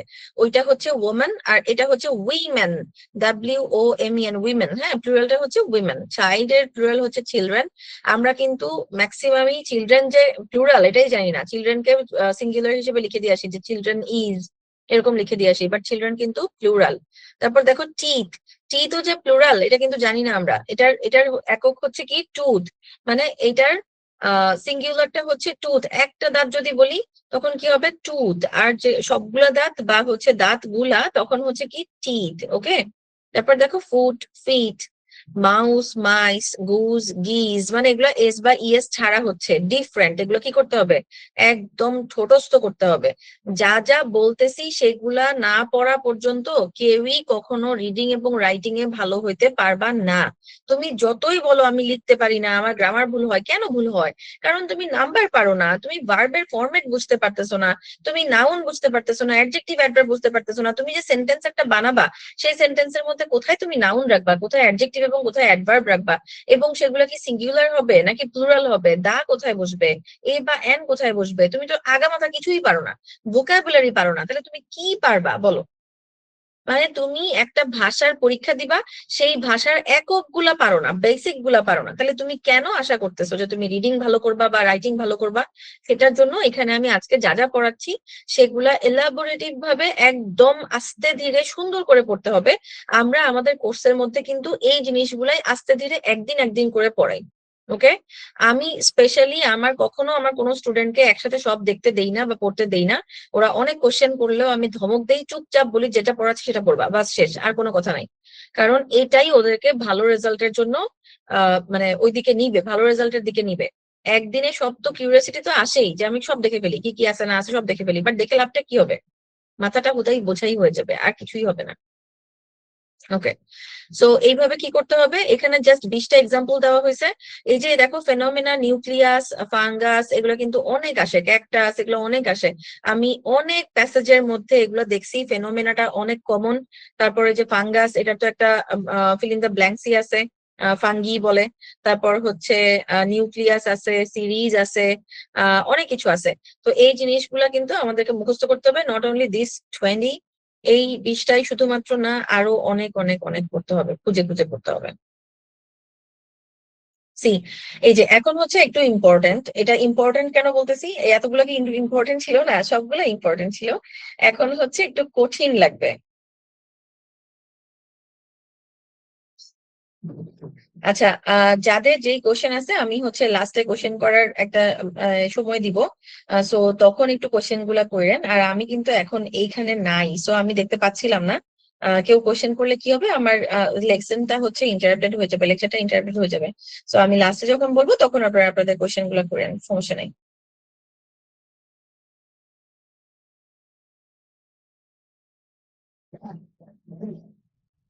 সি এখানে এগুলা স্ক্রিনশট নিয়েও তেমন একটা লাভ হবে না, কারণ এখান থেকেও আরো অনেক কিছু আছে যেগুলো পড়তে হবে, এবং যেগুলো গ্রামার বইটাতে অনেক এলাবোরেটেড আছে, আরো অনেক এক্সাম্পল আছে, অনেক ভালোভাবে মানে ব্যাখ্যা করা আছে। আর যদি নিজে খুঁজে পড়তে পারেন সেটা তো আরো অনেক অনেক অনেক বেশি বেটার। ওকে, সি দেখেন আমি যেটা বলতেছিলাম যে এখন একটু কঠিন হবে, হ্যাঁ। কনজাংশনটা কিন্তু মোস্টলি বেশি important for reading filling the blanks, and আমাদের যত রাইটিং আছে, এসএসটি বলেন, এসডব্লিউটি বলেন, এসএ বলেন, সবগুলো রাইটিং এর জন্য কনজাংশন অনেক বেশি ইম্পর্টেন্ট। এবং কনজাংশন শেখার পরে আমরা হচ্ছে সেন্টেন্স স্ট্রাকচার শিখবো, ঠিক আছে। এই দুইটা একটু সুন্দর করে বুঝতে হবে, এরপরে আমরা হাইফেন্ড ওয়ার্ড শিখবো, অনেক কিছু শিখবো, এগুলো একটু সুন্দর করে বুঝতে হবে। ক্লিয়ার? সি এখানে কনজাংশনটা কি, কনজাংশন হচ্ছে একটা ব্রিজ। ওকে, সাপোজ আমি এখান থেকে, আমার দুইটা হাত, আমি এখান থেকে এখানে আসবো, আমি লাফ দিয়ে চলে আসবো, আমার এটা একটা সেন্টেন্স, এটা একটা সেন্টেন্স, এই দুটো সেন্টেন্সকে আমি অ্যাড করবো, হ্যাঁ। যেমন আমি বলতেছি যে আহ আমি ক্লাস নিব, তারপর হচ্ছে ঘুমাই যাব, ঠিক আছে। আমি ক্লাস নিব, আমি ঘুমাই যাবো, আমি দুটো সেন্টেন্স বললাম, আমি ক্লাস নিব, আমি ঘুমাই যাব। তো আমি এই দুটো সেন্টেন্স কেমন ছাড়া ছাড়া শোনা যাচ্ছে, তাই না? There is no coherence and cohesion. Cohesion কি জিনিস, এখানে কোনো ধরনের গ্লু নাই। আমি যদি বলি যে আমি ক্লাস নিব তারপরে ঘুমাই যাব, তাইলে এবার সুন্দর শোনা যাচ্ছে না? তার মানে এই যে তারপরে যে ওয়ার্ডটা, সেটা হচ্ছে আমার দুইটা সেন্টেন্সের মধ্যে ব্রিজ, তাই না? এই দুইটা সেন্টেন্সের মধ্যে কানেকশন। আচ্ছা, আমি আরো ইজিলি বুঝাই, যদি আমি বলি যে আমাকে অনেক রাতে মানে আমাকে অনেক সকালে উঠতে হবে, তাই আমি রাতে আর্লি ঘুমাবো, ঠিক আছে। এই যে সেন্টেন্সটা, এটাকে যদি আমি ছোট ছোট সেন্টেন্সে বলি, তাহলে আমি কি বলবো, আমাকে সকালে উঠতে হবে, আমি আর্লি ঘুমাবো, শেষ। এই দুইটার মধ্যে কোনো আগামাথা নাই, কোনো মিল মোহব্বত নাই, কিচ্ছু নাই, তাই না? তো এখন যদি আমি এটাকে সুন্দরভাবে কনজাংশন দিয়ে বুঝাই, তাহলে আমি কি বলবো, যেহেতু আমাকে অনেক সকালে উঠতে হবে, এই জন্য আমি রাতে একটু আর্লি ঘুমানোর চেষ্টা করি, বা আমি রাতে একটু আর্লি ঘুমিয়ে যাই। এবার কত সুন্দর না? তার মানে কি, সেন্টেন্স গুলার মধ্যে গ্লু আছে, কোহেশন আছে, মানে রিজন আছে, তারপর হচ্ছে কি বলে এটাকে, মানে কারণ আছে, তারপর ফলাফল আছে, হ্যাঁ। তো এইগুলো যখন থাকবে তখন হচ্ছে আপনার লেখাটা সুন্দর হবে। যেমন আপনাকে যদি বলে যে আপনি, এটা খুবই ইজি একটা এক্সাম্পল, আমি এটা আমার সব ক্লাসে দেই। যেমন আপনাকে যদি বলে যে আপনার একটা ডেইলি রুটিন নিয়ে একটা এসে লিখেন, হ্যাঁ, তখন এসেটা কেমন হবে, আপনাদের এসেটা এরকম হবে যে আমি সকালে উঠি, আমি ব্রেকফাস্ট করি, আমি ইউনিভার্সিটিতে যাই, আমি পড়ালেখা করি, এরকম, মানে সবগুলো সিম্পল সেন্টেন্স। এগুলোর মধ্যে কোনো ধরনের রিজন নাই, কোনো মানে বড় সেন্টেন্স বানাইতে পারতেছেন না, কারণ আপনি কনজাংশনের ইউজটা জানেন না। তো এখানে যদি এভাবে লেখেন, তাহলে আপনাকে কিভাবে এসেতে নাম্বার দিবে? যদি সবগুলো আমি সিম্পল সিম্পল ছোট ছোট সেন্টেন্স লিখি, আমাকে কিভাবে নাম্বার দিবে? এবং আমি যদি শুধুমাত্র টেমপ্লেট ইউজ করে দিয়ে রাখি, যে টেমপ্লেটটা অ্যাকচুয়ালি রিলেটেড না, রেলেভেন্ট না আমার এসে টপিকের সাথে, তো আমাকে কেমনে নাম্বার দিবে? এবং লেখার সময় আমি যদি সব সিম্পল সেন্টেন্স ইউজ করি, অবশ্যই আমি নাম্বার পাবো না। সো এখানে কি করতে হবে তাহলে, আমার ডেইলি রুটিনটা কিভাবে লিখতে হবে, যে আমাকে সকালে উঠতে হয়, কারণ আমার অফিসের আগে আমার নিজের ব্রেকফাস্ট নিজের বানাতে হয় এবং ব্রেকফাস্ট করতে হয়, এই জন্য আমি একটু সকালে উঠি। এই যে এবার হচ্ছে আমি কারণ ফলাফল সবকিছু বলতেছি, ঠিক আছে। এই যে ডিউ টু ইউজ করতেছি, রিজন, তারপর হচ্ছে ওয়াই, ওয়েন, এইসব আমি ইউজ করব, তখন হচ্ছে আমার সেন্টেন্স গুলা কোহেশন থাকবে এবং সুন্দর থাকবে। আমরা কিন্তু সবাই জানি যে এসেতে কোহেশনের নাম্বার আছে। ওকে, সো কনজাংশন জিনিসটা হচ্ছে এটা। এবার দেখো যে কনজাংশনটা মানে কয় প্রকার, কনজাংশন হচ্ছে 3 প্রকার। ওকে, 3 প্রকার। এই 3 প্রকার কনজাংশনকে আমরা 3টা নাম দিচ্ছি, এটা হচ্ছে coordinating conjunction, subordinating conjunction and correlative conjunction. Coordinating conjunction, subordinating conjunction and correlative conjunction. Coordinating, subordinating, correlative, coordinating, subordinating, correlative. বিশ্বাস করো, এইভাবে যদি বাসায় মুখস্থ না করো, কখনো মনে রাখতে পারবা না, একদম এইভাবে ছন্দে ছন্দে মুখস্থ করতে হবে। ওকে, এই 3টার মধ্যে সবচেয়ে সহজটা আগে পড়াবো, সেটা হচ্ছে কোঅর্ডিনেটিং কনজাংশন। কোঅর্ডিনেটিং কনজাংশনকে আমরা শর্টকাটে সিসি হিসেবে মনে রাখবো, সাবঅর্ডিনেটিং কনজাংশনকে শর্টকাটে কি মনে রাখবো, এবং কোরিলেটিভ কনজাংশনকে শর্টকাট মনে রাখার কোনো দরকার আমাদের নাই, এজন্য এটার কোনো ধরনের শর্টকাট আমরা দিব না, কারণ সিসি কিন্তু দুটাই বোঝাচ্ছে coordinating conjunction and correlative conjunction. That's why আমরা হচ্ছে কনফিউজ যেন না হই, ওই কোরিলেটিভ কনজাংশনের শর্টকাট আমাদের দরকার নাই, শুধু সিসি আর এসসি দরকার আছে। ওকে, সি এবার কোঅর্ডিনেটিং কনজাংশনের এটা বলি, এটা খুবই ইজি কেন, কারণ কোঅর্ডিনেটিং কনজাংশন কোনগুলা সেটা কি আমরা ক্লিয়ার? কনজাংশন কিন্তু ওই যে due to, but, for, and, nor, তারপর হচ্ছে সো, ইয়েট, তারপর আর কি ওই যে ওয়াইল, ওয়েন, সিন্স, ফর, হ্যাঁ, দেয়ারফর, হাউএভার, মোরওভার, ফার্দারমোর, এগুলো সবগুলো কনজাংশন। ওকে, সো এইগুলার মধ্যে মাত্র 7টা হচ্ছে কোঅর্ডিনেটিং কনজাংশন, মাত্র 7টা। ওকে, এই 7টা কোঅর্ডিনেটিং কনজাংশন, এই 7টা বাদে বাকি যা আছে সব সাবঅর্ডিনেটিং কনজাংশন, সবগুলা সাবঅর্ডিনেটিং কনজাংশন। সবগুলো তো আমি মুখস্থ করতে পারবো না, জাস্ট একটা আইডিয়া রাখতে পারবো, বাট যেই 7টা কোঅর্ডিনেটিং কনজাংশন সেগুলো তো আমি মুখস্থ করতে পারবো, এবং ওইগুলাকে একটু আবার সেই ছন্দে ছন্দে মুখস্থ করতে হবে। এইটাকে শর্টকাটে আমি বলবো ফ্যান বয়েজ। প্রত্যেকটা গ্রামার বইয়ে সব বড় বড় রথী মহারথীদের গ্রামার বইয়ে এটা লেখা আছে ফ্যান বয়েজ। ওকে, শর্টকাট ওরাই রেডি করে দিছে, এটা কিন্তু আমার না। ওকে, আজরাই রাহুদাই ক্রেডিট নিব না। সো দেখেন এখানে ফ্যান বয়েজ কিভাবে মনে রাখবো, ফর এন্ড নর, but or yet so, for and nor, but or yet so, for and nor, but or yet so, for and nor, but or yet so. ওকে, এইভাবে মুখস্থ করব যে এই 7টা হচ্ছে coordinating conjunction. See coordinating conjunction কিন্তু আমাদের কাজে লাগবে এসডব্লিউটি তে, সামারাইজ রিটেন টেক্সটে। যারা কনফিউশনে আছেন যে সামারাইজ রিটেন টেক্সটে কপি পেস্ট করে লিখলেই হয়ে যাবে, শুধুমাত্র আমি 2-3টা সেন্টেন্সকে কমা দিয়ে এন্ড দিয়ে যোগ করে দিলেই হয়ে যাবে, আরে এত সোজা, আরে না দূর, আমাকে অমুক ইউটিউবার বলছে যে এগুলো প্যারাফ্রেজিং না করলে নাম্বার দিবে না, আমাকে তমুক ইউটিউবার বা তমুক আপু তমুক ভাইয়া বলছে যে এইভাবে সেন্টেন্স স্ট্রাকচার ঠিকভাবে চেঞ্জ করে না লিখলে নাম্বার দিবে না, আমাকে অমুক পোর্টাল নাম্বার দিচ্ছে না কপি পেস্ট করাতে, কোনো লাভ নাই, আপনাদের নিজেদের পরীক্ষা খারাপ হবে। যা ইচ্ছা করেন, আমার কোনো প্রবলেম নাই, আপনার যেই স্ট্র্যাটেজি ভালো লাগে সেটা ইউজ করেন, বাট আপনি যখনই প্যারাফ্রেজিং করতে যাবেন আপনি তো জানেনই না যে নাউন কোথায় বসে, অ্যাডজেক্টিভ কোথায় বসে, আমি যেই ওয়ার্ডটার প্যারাফ্রেজিং করতেছি সেই ওয়ার্ডটার কোন স্ট্রাকচারটা আমি এখানে বসাবো, কোন ফরম্যাটটা বসাবো, সেগুলাই তো আপনি পারতেছেন না, তাহলে আপনি প্যারাফ্রেজিং কিভাবে করবেন? প্যারাফ্রেজিং করলে কি নাম্বার দিবে না? অবশ্যই দিবে, বাট সেটার জন্য তো আমাকে কেপেবল হইতে হবে যে আমি প্যারাফ্রেজিং পারি, কোথায় কোন সেন্টেন্সের মধ্যে কোন ওয়ার্ডটা আমি চেঞ্জ করব সেটা আমি খুব ভালো মতো জানি, এবং সেটার ফরম্যাটটা কি হবে সেটা আমি জানি, কোথায় আমি এন্ড বাদে অন্যান্য কোন কনজাংশন ইউজ করব, কোথায় আমার পজিটিভ নেগেটিভ মিনিং আছে সেগুলো আমি বুঝে শুনে ইউজ করতে পারবো, তখন কিন্তু আমার কোনো প্রবলেম নাই, বাট আমি তো এগুলো পারিই না, তো আমাকে কেন আমার এত কষ্ট করতে হবে? এন্ড দিয়ে যোগ করে দিলে সুন্দর মতো নাম্বার চলে আসে, ইভেন পুরাটা। এসডব্লিউটি কিন্তু পিটি পরীক্ষায় এখন গেম চেঞ্জার। যারা গত কালকে আজকে সকালে মনে হয় আপলোড হয়েছে ইউটিউবে যে ভিডিওটা, যারা দেখছেন তারা জানেন যে এসডব্লিউটি হচ্ছে এখন গেম চেঞ্জার, একদম হিউজ স্কোর, হিউজ 28% হচ্ছে রাইটিং এ, আর আর কত জানি এই সারি, আর কত একটু দেখে বলি। আপু এটা তো টোটাল মার্ক ক্যারি করে 45। না, শুধু এসডব্লিউটিটা। হ্যাঁ, এসডব্লিউটি হচ্ছে 20 মার্ক আসে হচ্ছে আপনার রিডিং এ, আর 25 মার্ক আসে রাইটিং এ। ওয়েট, আচ্ছা তুমি স্কোর বলছো আর আমি পার্সেন্টেজ বলতেছি, হ্যাঁ ঠিক আছে মনে হয়। দেখি, এসডব্লিউটি হচ্ছে ওভারঅল 7% কন্ট্রিবিউট করে, আর রিডিং এ 23%, রাইটিং এ 28%। ঠিক আছে, রিডিং এ 23% আর রাইটিং এ 28%, তার মানে কত? 20-20-40 আর 8-3-11, মানে 51%। 51% টোটাল হচ্ছে এটার কন্ট্রিবিউশন, আর ওভারঅল হচ্ছে 7%। সি, এটা মানে হিউজ হিউজ, এত বেশি স্কোর আর খুব কমই আছে। এটা হচ্ছে পার্সেন্টেজ বলছি, আর আমি যদি স্কোরের ক্ষেত্রে বলি তাহলে হচ্ছে 6.3 ইন ওভারঅল, আর 20.7 হচ্ছে রিডিং এ, হ্যাঁ হ্যাঁ ভেরি গুড, 25.2 হচ্ছে রাইটিং এ। শাহরিয়ার যেটা বলছে সেটা হচ্ছে স্কোর, মানে 90-তে কত, আমি কিন্তু 100-এ বলছি আর ও হচ্ছে 90-তে বলছে। অ্যাকচুয়ালি 46 কন্ট্রিবিউট করে, কারণ 20.7 আর 25.2, অলমোস্ট 45.9। ওকে, তো এটা কিন্তু এখন একটা হিউজ ইম্পর্টেন্ট আইটেম, তো এটা কি করতে হবে, শুধুমাত্র দেখে দেখে তুলে এন্ড দিয়ে যোগ করে দিলেই হয়ে যাবে। তো কোঅর্ডিনেটিং কনজাংশনের কাজটাই এরকম, যে এখানে এন্ড দিয়ে যোগ মানে আপনার সিম্পল সেন্টেন্স গুলাকে যোগ করে। ওকে, তো এখানে শুধুমাত্র এন্ড কেন আমরা ইউজ করতেছি, কেন বাকি ফর, নর, বাট, অর, ইয়েটস ইউজ করতেছি না, কারণ এগুলো একটু কমপ্লিকেটেড। যেমন আমি বাট, অর, ইয়েট, ডেসপাইট, তারপর হচ্ছে এগুলো যখন আমি ইউজ করব তখন আগের সেন্টেন্স এবং পরের সেন্টেন্স উল্টা মিনিং থাকতে হবে, উল্টা মিনিং। তো আমি এখন এসডব্লিউটি তে বসে বসে মিনিং খুঁজবো, মিনিং দেখবো? যদি পারেন অবশ্যই দেখবেন, আমি তো নিজে দেখি, কারণ আমার তো পড়াটা অনেক দ্রুত হয়ে যায়।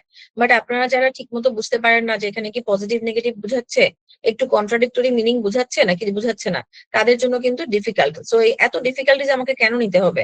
আমার তো এটাতে মাথা খাটানোর কোনো দরকারই নাই, এখন পর্যন্ত এত ইজি আছে। তো ইজি জিনিসটাকে কাজে লাগানোর চেষ্টা করেন, এসডব্লিউটি শুধুমাত্র এন্ড দিয়ে যোগ করে দিয়ে চলে যান। সি, এটা হচ্ছে কোঅর্ডিনেটিং কনজাংশন। এবার বলি সাবঅর্ডিনেটিং কনজাংশন। কোঅর্ডিনেটিং কনজাংশন বাদে বাকি সব হচ্ছে সাবঅর্ডিনেটিং কনজাংশন। তার মধ্যে কিন্তু এখানে মাত্র কয়েকটা এক্সাম্পল দেওয়া হয়েছে, এগুলো ছাড়াও আরো অনেক আছে। এই যে because, although, after, since, if, when, why, unless, before, though, until, so that. যে আমাদের রিডিং বইটাতে কিন্তু এই জিনিসগুলো একদম ভার্সেস করে দেওয়া আছে, when versus why, since versus when. তার মানে কখন আমরা কিন্তু অনেক সময় দেখি যে একটা গ্যাপের মধ্যে 4টা অপশন আছে, 4টাই হচ্ছে কনজাংশন। তখন আমি কিন্তু কনফিউজড হয়ে যাই যে কোন কনজাংশনটা আমি এখানে বসাবো। তো ওইগুলো বইয়ের মধ্যে একদম ভার্সেস করে করে দেওয়া আছে, এগুলো একটু পড়বেন। ওকে, সি এখানে সাবঅর্ডিনেটিং কনজাংশন গুলো এটা, এবং এখানে সবসময় দুইটা ক্লজ থাকবে, ওই সবগুলোতেই দুইটা ক্লজ থাকবে, দুইটা ক্লজ বা দুইটা সেন্টেন্স থাকবে। এর থেকে বেশি কনজাংশনের জন্য জানা দরকার নাই। আর কোরিলেটিভ কনজাংশন কি? কোরিলেটিভ কনজাংশন গুলো হচ্ছে আমরা ছোটবেলায় স্ট্রাকচার হিসেবে জানতাম, স্ট্রাকচার যেমন both, dot dot dot and. Dot dot dot মানে কি, এখানে কয়েকটা ওয়ার্ড বসবে, যেমন I can speak both English and Bangla. হ্যাঁ, নট অনলি বাট অলসো, আমি এটা অনেকবার ইউজ করছি, নট অনলি এটা, নট অনলি ওটা, এভাবে আমি বলছি। He is not only intelligent but also hard working, মানে শুধু এটাই না ওইটাও, শুধু এটাই না ওইটাও, তখন হচ্ছে not only but also. Either or, neither, নর, ওয়েদার অর, এই তিনটা কিন্তু একদমই ক্লোজ। ইদার অর, নিদার, নর, ওয়েদার অর, এই তিনটার মধ্যেই দুইটা অপশন থাকবে, দুইটার মধ্যে এই দুটার মধ্যে ইদার অর আর নিদার নরে দুটার মধ্যে একটা চুজ করতে হবে। সরি, ইদার অর আর ওয়েদার অরে এই দুটার মধ্যে একটা চুজ করতে হবে, আর নিদার নরে হচ্ছে একটাও না। এইগুলা হচ্ছে ক্লাসগুলাতে ধীরে ধীরে একটু একটু করে পড়ানো হয়, এইভাবে একদিনে এটা কখনোই পসিবল না। শুধু একটু জেনে রাখেন যে কোরিলেটিভ কনজাংশন মানে হচ্ছে এই স্ট্রাকচার গুলা। ওকে, এই যে এখানে এক্সাম্পল গুলাও দেওয়া আছে। ওকে, যদি কনজাংশন গুলো আমরা ক্লিয়ার হয়ে থাকি, তাহলে এবার হচ্ছে আমরা সেন্টেন্সে যাব। সেন্টেন্স স্ট্রাকচার, সেন্টেন্স স্ট্রাকচার 3 ধরনের। সেন্টেন্সে কিন্তু 2 ভাগে ভাগ করা যায়, এগুলো আমি অলরেডি বলছি। Subject plus verb plus object, object ছাড়াও সেন্টেন্স হয়, বাট সাবজেক্ট এন্ড ভার্ব এই দুটার মধ্যে একটাও যদি মিসিং থাকে সেন্টেন্স হবেই না। এবং সাবজেক্ট, ভার্ব, অবজেক্ট এই তিনটা মিলিয়ে যে সেন্টেন্স সেটাকে বলে সিম্পল সেন্টেন্স। এই যে সেন্টেন্স আমরা কিভাবে পড়তে হবে, সেন্টেন্স পড়তে হবে এইভাবে: simple sentence, compound sentence and complex sentence. এবং এটার সাথে সাথে আমার স্ট্রাকচার গুলো পর্যন্ত জানতে হবে। এইভাবে না, এখানে নিচে লেখা থাকবে সিম্পল সেন্টেন্সের নিচে সিম্পল সেন্টেন্সের স্ট্রাকচার লিখতে হবে, কম্পাউন্ড সেন্টেন্সের নিচে কম্পাউন্ড সেন্টেন্সের স্ট্রাকচার লিখতে হবে, কমপ্লেক্স সেন্টেন্সের নিচে কমপ্লেক্সের স্ট্রাকচার লিখতে হবে। 3টা স্ট্রাকচার যখন আমি পাশাপাশি দেখবো তখন আমার জন্য ইজি হয়ে যাবে যে এই 3টা পার্থক্যটা কি কি, 3টা আমি কোথায় কিভাবে ইউজ করব। আমাদের এসেতে ম্যাক্সিমাম টাইমেই আমরা হচ্ছে সিম্পল আর কম্পাউন্ডটা ইউজ করব। কমপ্লেক্সটা কিন্তু অ্যাকচুয়ালি কমপ্লেক্স, কমপ্লেক্সের নাম যেমন জটিল, কমপ্লেক্স অ্যাকচুয়ালি জটিল। ওকে, সিম্পল সেন্টেন্সের স্ট্রাকচারটা হচ্ছে এস প্লাস ভি প্লাস ও, মানে এইটা আর কারো উপর ডিপেন্ড করে না, এটা নিজে নিজে পুরা অর্থ প্রকাশ করতে পারে, স্বাধীনভাবে থাকতে পারে। যেমন Rahim plays football, she is a teacher, এটা কারো উপর ডিপেন্ডেন্ট মনে হচ্ছে না, এরপরে আর কিছু শোনার আকাঙ্ক্ষা হচ্ছে না। শি ইজ আ টিচার, এটার পরে কি আর কিছু জানার ইচ্ছা করে যে কেন সে টিচার, সে কে, এসব কি কোনো প্রশ্ন আসে না। এগুলো হচ্ছে সিম্পল এবং ইন্ডিপেন্ডেন্ট সেন্টেন্স। ইন্ডিপেন্ডেন্ট সেন্টেন্সকে আমরা আইএস হিসেবে শর্টকাটে মনে রাখবো এবং ডিপেন্ডেন্ট সেন্টেন্সকে ডিএস হিসেবে মনে রাখবো।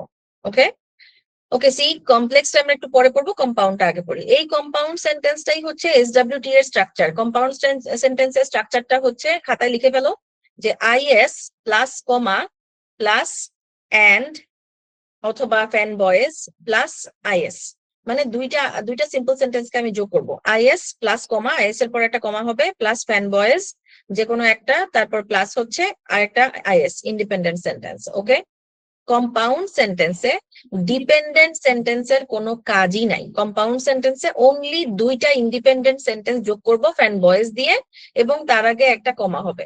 ওকে, কমপ্লেক্স সেন্টেন্সে এখানে মাথায় রাখতে হবে কমপ্লেক্স সেন্টেন্সের স্ট্রাকচার হচ্ছে is plus DS, is plus DS, is plus DS. তবে আইএস প্লাস ডিএস এর মধ্যে একটা সাবঅর্ডিনেটিং কনজাংশন থাকবে, সাবঅর্ডিনেটিং কনজাংশন।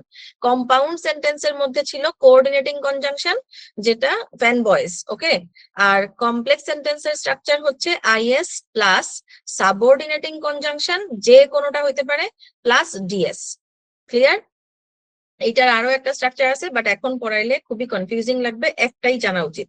ওকে ওকে, সি এই যে এখানে কমপ্লেক্স সেন্টেন্সটা কেমন, because it was raining we stayed at home. এখানে একটা ডিপেন্ডেন্ট আর একটা ইন্ডিপেন্ডেন্ট সেন্টেন্স থাকবে। আবার কম্পাউন্ডে কিন্তু কখনো ইন্ডিপেন্ডেন্ট ডিপেন্ডেন্ট থাকবে না, শুধুমাত্র দুইটাই ইন্ডিপেন্ডেন্ট থাকবে।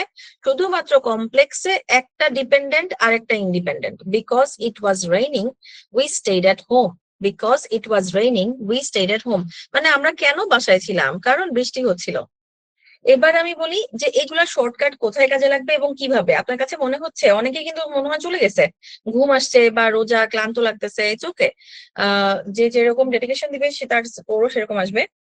তো আমি এখানে বলি শর্টকাটটা কোথায় কাজে লাগবে। আপনার হয়তো বা এখন মনে হচ্ছে যে আরে এগুলো তো অনেক এলাবোরেটিভ, এগুলো পড়ে আমি কিভাবে শর্টকাট দিয়ে করবো। এইটাই শর্টকাট। কিভাবে? আপনি যখন জানেন যে কমপ্লেক্স সেন্টেন্সের স্ট্রাকচারটা কি এবং কম্পাউন্ড সেন্টেন্সের স্ট্রাকচারটা কি, সিম্পল সেন্টেন্সের স্ট্রাকচারটা কি, এবার আপনার যখন ফিল ইন দ্য ব্ল্যাঙ্কস এর মধ্যে একটা গ্যাপের মধ্যে আপনি দেখতেছেন যে কনজাংশন আছে, কি আছে, কনজাংশন। এবার আপনি আইডেন্টিফাই করে ফেলেন যে কোন কোন কনজাংশন আছে, কোঅর্ডিনেটিং আছে নাকি হচ্ছে সাবঅর্ডিনেটিং আছে। এবার আপনি দেখেন যে এই যে কনজাংশনটা আছে, কনজাংশনের আগের ক্লজটা কি এবং পরের ক্লজটা কি, আইএস আইএস নাকি আইএস ডিএস। যদি আইএস আইএস হয় তার মানে ওখানে যেই চারটা অপশন আছে তার মধ্যে সাবঅর্ডিনেটিং কনজাংশন গুলা কি কাটা, তাই না? শুধুমাত্র কোঅর্ডিনেটিং কনজাংশন গুলা বসবে, তার মানে ফ্যান বয়েজ। চারটার মধ্যে দুইটা অন্তত আপনি বাদ দিতে পারবেন বা তিনটাও বাদ দিতে পারবেন।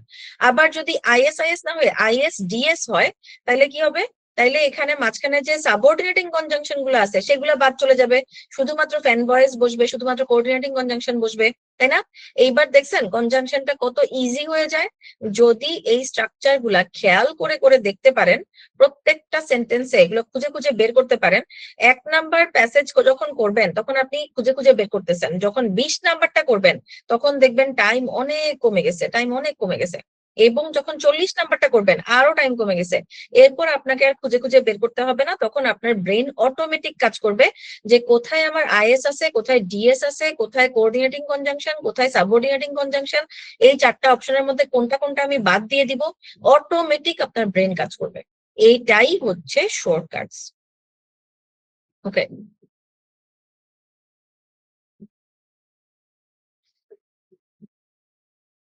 আচ্ছা, কোহেশন আমি অলরেডি বলে ফেলছি যে কোহেশন এন্ড কোহেরেন্স কি। এখানে কিন্তু ব্যান্ড ডেসক্রিপ্টর স্কোরিং এর জন্য, আচ্ছা হ্যাঁ, ওকে, দেখেন কোহেশন আর কোহেরেন্স হচ্ছে এই জিনিসটার জন্যই আপনি আইএলস, মানে আমি আইএলস হিসেবে বলি যে আপনি 5 পাবেন নাকি 5.5 পাবেন, আপনার স্কোরিংটা কেমন হবে। আপনার রাইটিং স্কোরটাই কিন্তু অনেক ইম্পর্টেন্ট, রাইটিং স্কোরটা অনেক কিছু ডিফাইন করে।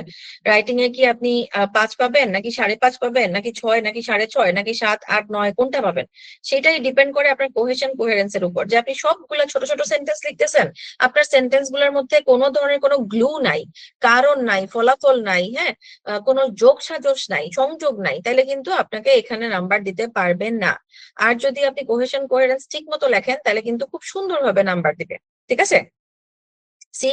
তারপর হচ্ছে ফর্মাল রাইটিং। আমি যদি মানে ইনফর্মাল লিখি তাহলে অবশ্যই আমাকে নাম্বার দিবে না, চাইল্ডিশ রাইটিং হয়ে যাবে। ফর্মাল রাইটিং হচ্ছে আমাকে কিছু ওয়ার্ড আছে যেগুলার ফর্মাল ইউজ করতে হবে। যেমন আমি যদি বলি যে বাচ্চাদের ক্ষেত্রে আমি কিডস ইউজ করতে পারবো না, kids is a informal word, এটার বদলে আমাকে চিলড্রেন বা চাইল্ড ইউজ করতে হবে। হ্যাঁ, তারপরে যে দেখেন আরেকটা 4 নাম্বার ব্যালেন্স মেনটেন করতে হবে।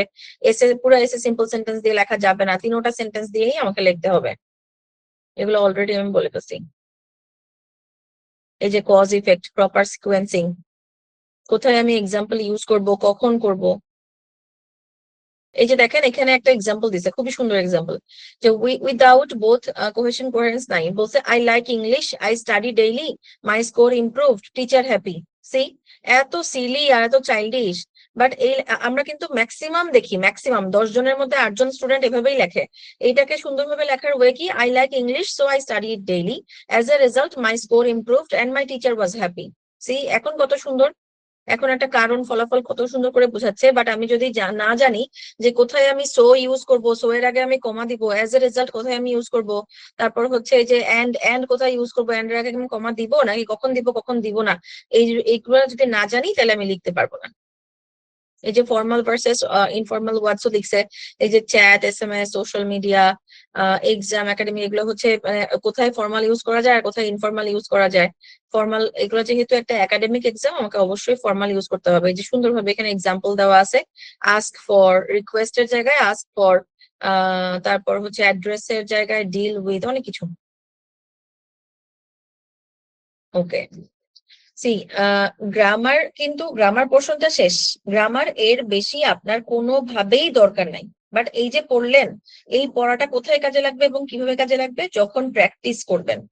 এক একটা সেন্টেন্স যে কোনো জায়গায় রিড অ্যালাউড পড়েন, রিপিট সেন্টেন্স পড়েন, WFD পড়েন, হাইলাইট ইনকারেক্ট ওয়ার্ড পড়েন, ফিল ইন দ্য ব্ল্যাঙ্কস পড়েন, যা ইচ্ছা পড়েন, প্রত্যেকটাতে সেন্টেন্স আছে। প্রত্যেকটা সেন্টেন্সে সচেতন ভাবে খেয়াল করবেন কোনটা কোন পার্টস অফ স্পিচ, কয়টা নাউন আছে, এই নাউন গুলোর মধ্যে কোনটা ভার্ব, মানে কোন ভার্বের জন্য এই নাউন গুলোর মধ্যে কোনটা সাবজেক্ট হিসেবে কাজ করতেছে। প্রত্যেকটা ভার্বের কিন্তু আলাদা আলাদা সাবজেক্ট থাকবে, কোন ভার্বের সাবজেক্ট কোনটা, অবজেক্ট কোনটা, সেইগুলো বুঝতে পারতে হবে। এগুলো যখন প্র্যাকটিস করতে থাকবেন সব সময় একদম মানে পুরা পিটিতে এগুলোই প্র্যাকটিস করতে থাকেন, তখন দেখবেন রিডিং নিয়ে আলাদা করে আপনাকে পড়তে হবে না, কিচ্ছু করতে হবে না, কোনো কষ্ট করতে হবে না। ঠিক আছে, এবার আসি রাইটিং এ। রাইটিং এ কিন্তু সুপিরিয়রিটির জন্য 85 পেতে হয়, রাইটিং অনেক অনেক ইম্পর্টেন্ট। রিডিং এ কিন্তু সুপিরিয়রিটির জন্য খুব বেশি পেতে হয় না, 69 বা 70 এরকম। আর রাইটিং এ হচ্ছে 85 পেতে হয়, এটা অনেক ইম্পর্টেন্ট। এবং এখানে নাম্বার তোলাটা যেমন সহজ তেমন কঠিন। যেমন সহজ তেমন কঠিন মানে কি, অনেকের জন্য এটা খুবই সহজ, আবার অনেকের জন্য এটা খুবই কঠিন। তবে যদি একটুখানি একটা লেভেল পার হয়ে যেতে পারে তাহলে নাম্বারটা তোলা খুব ইজি হয়ে যায়। এসে হচ্ছে এখন একটা হিউজ স্কোর কন্ট্রিবিউট করে, 31% only in the writing section. So এখানে দেখেন এসে ছাড়া আপনি কখনো 60 তুলতে পারবেন না, কখনো না 60 তুলতে পারবেন না। তো এসে এখন কিভাবে করে দেখেন, এসে হচ্ছে 200 to 300 ওয়ার্ডস এর মধ্যে লিখতে হয়, এর নিচে বা উপরে লিখলে ঝামেলা, হাফ হাফ এ স্কোর হবে এবং 20 মিনিটস থাকবে। এখানে হচ্ছে 4 প্যারাতে লিখতে হবে, কারণ 4 প্যারায় লেখার জন্যই একটা আলাদা স্কোর ক্যাটাগরি আছে, প্যারামিটার আছে। Introduction, body paragraph 1, body paragraph 2 আর কনক্লুশন। স্কোরিং ক্রাইটেরিয়া যে দেখেন 1 2 3 4 5 6, এই 6টা, content, form, development, structure, coherence, grammar. Okay, এগুলোর উপর স্কোরিং হবে। পিটিএস এ রাইটিং দেখেন শর্ট লিস্ট। আপনি একটু যে কোনো পোর্টালে ঢুকবেন, পোর্টালে ঢুকে কিওয়ার্ড সার্চ করবেন, ওই যে ডান সাইডের যে অ্যারোটা ওখানে সার্চ করা যায় না, এই যে এখানে সুন্দরভাবে সার্চ করা যায় না, এই যে এসেতে আসলাম, তারপর এটা হচ্ছে আমার এই যে এখানে আমি কিওয়ার্ডে সার্চ করবো যে কোনোটা, হ্যাঁ, যেমন আমি সার্চ করলাম যে এনভায়রনমেন্ট, এরপর দেখবেন এনভায়রনমেন্ট রিলেটেড অনেকগুলো চলে আসবে। আপনি এরপর সার্চ করেন ক্লাইমেট, ক্লাইমেট হচ্ছে এনভায়রনমেন্টেরই আরেকটা শব্দ, এখানেও দেখবেন আপনার অনেকগুলো চলে আসছে। তারপর আপনি সার্চ করবেন টেকনোলজি, তারপর হচ্ছে সোশ্যাল মিডিয়া, মানে কিওয়ার্ড দিয়ে দিয়ে সার্চ করে দেখবেন একটাতেই আপনার বিভিন্ন রকমের এসে আসছে। তো ওই রকম ভাবে এই এসে শর্ট লিস্টটা কিন্তু আমাদের ওয়েবসাইটেও দেওয়া আছে। এই শর্ট লিস্টটা হচ্ছে দেখে যদি আপনি পড়েন দেখবেন যে একটা করে টপিক পড়লে আপনার 10-15টা এসে হয়ে যায়। প্রত্যেকটা টপিকের আপনি 2টা বা 3টা করে আর্টিকেল পড়বেন এবং ফ্রি হ্যান্ড নিজে লেখার চেষ্টা করবেন, কিছু কিছু জিনিস একটা প্যারাগ্রাফের মতো লেখার চেষ্টা করবেন, তাহলে দেখবেন যে আপনার সবগুলো এসে পড়া হয়ে গেছে। এবং এই শর্ট লিস্ট বাদেও কিছু রেয়ার এসে আছে যেগুলো আমরা হচ্ছে ফার্দার মানে সামনে দিয়ে দিব খুবই দ্রুত। তো এখানে দেখেন এই যে এডুকেশন রিলেটেড কতগুলো এসে আছে, এই যে এডুকেশন সিস্টেম নিয়ে 3টা, প্রাইমারি এডুকেশন নিয়ে 3টা, প্রি স্কুল এডুকেশন নিয়ে 3টা, হায়ার এডুকেশন নিয়ে 3টা, অনলাইন এডুকেশন নিয়ে 3টা, টেকনোলজি নিয়ে দেখেন টেকনোলজি ইন ডেইলি লাইফ 3টা, টেকনোলজি ইন এডুকেশন, এগুলো কিন্তু সব আসছে। ওখান থেকেই শর্টলিস্ট করা হয়েছে। হেলথ নিয়ে দেখেন, public health, mental health, lifestyle and health, obesity, vaccination, একটা করে যদি জাস্ট আর্টিকেল পড়েন, একটা করে গুগল থেকে খুঁজে খুঁজে আর্টিকেল পড়েন যে গুগল আমাকে পাবলিক হেলথ নিয়ে একটা একাডেমিক আর্টিকেল খুঁজে দাও, ঠিক আছে? তো ওইখান থেকে পড়েন, তাইলে আপনি দেখবেন যে আপনি কোথা দিয়ে শুরু করবেন এবং কোথায় আপনি এক্সাম্পল দিবেন, কোথায় আপনি কি এক্সাম্পল দিবেন, সব আপনার মাথায় আইডিয়া আসবে। এসেতে মেইন ইস্যুটাই হচ্ছে মাথায় আইডিয়া আসে না, এগুলো একদিনে পড়ার জিনিস না।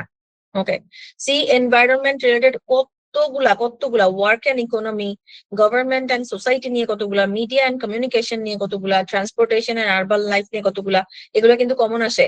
কালচার অ্যান্ড লাইফস্টাইল নিয়ে কতগুলা, জাস্ট সবগুলা পড়ার কোনো দরকার নাই। ট্রান্সপোর্টেশন আর আরবান লাইফ নিয়ে দুইটা পড়লেই, আর্টিকেল পড়লেই যথেষ্ট। জাস্ট পড়লে হবে না, নিজে থেকে কিন্তু ওই simple complex compound sentence structure follow করে লিখতেও হবে। Science and future, sports, celebrity, tourism, internet, tobacco products, physical exercise, কত কিছু। ওকে, সি এখন এই যে এখানে অলরেডি বইগুলোরও ছবি দেওয়া আছে, পিটি রিডিং হ্যান্ডবুক, যেটা সেকেন্ড এডিশন, এটা তো আগেরটা, এটা ফার্স্ট এডিশন। আর এটা হচ্ছে পিটিএন আইএলস ভোক্যাব। এই ভোক্যাবের মধ্যে বলা আছে 2500 ওয়ার্ড, বাট আছে হচ্ছে 5 থেকে 7000 ওয়ার্ড বা এরও বেশি হতে পারে, কারণ ওখানে সিনোনিম, অ্যান্টোনিম, তারপর আবার সেন্টেন্স রেডি করে দেওয়া আছে, এক্সাম্পল রেডি করে দেওয়া আছে, মিনিং দেওয়া আছে, অনেক কিছু দেওয়া আছে। সো এইগুলা কিন্তু শুধুমাত্র পিটির যে যতগুলা ওয়ার্ড যেগুলো হচ্ছে একটু আহ মানে এক্সক্লুসিভ আর কি, হ্যাঁ, যে ওয়ার্ড গুলো আমরা সচরাচর ইউজ করি না, পিটিইতে আসছে শুধুমাত্র সেগুলো থেকেই নেওয়া হয়েছে। এবং অনেক সময় নিয়ে ধীরে ধীরে বইগুলো করা হয়েছে, অনেক সময় নিয়ে, অনেক লম্বা সময় পর্যন্ত কিন্তু আমাদের পিটি রিডিং বইটা আনএভেলেবল ছিল, অলমোস্ট 6 থেকে 7 মাস বা 8 মাসও হতে পারে এরকম, বা মোর দ্যান দ্যাট। তো তখন হচ্ছে অনেকেই দেখতাম যে খুব গালাগালি করতো, যে আজাইরা বই বাই করছে, এটা তাও আবার ইয়েতে থাকে না, স্টকে থাকে না, এই ধরনের অনেক কিছু। কারণ যে কোনো একটা বেটার বইয়ের জন্য বা বেটার একটা কিছুর জন্য একটু সময় দরকার হয়, আর তার উপর আবার ক্লাস নিতে হয়, অনেক কিছু, আর এক একটা বইকে প্রায় 1000 বার রিভাইজ দিতে হয়। সো এগুলা মানে 1 দিন 2 দিনের কথা না। এগুলো যেভাবে কষ্ট করে ইয়ে করা হয়েছে আপনাদের জন্য সহজ করা হয়েছে, যেন আপনারা একদম মানে ইজিলি পড়লেই বুঝেন, ঠিক আছে?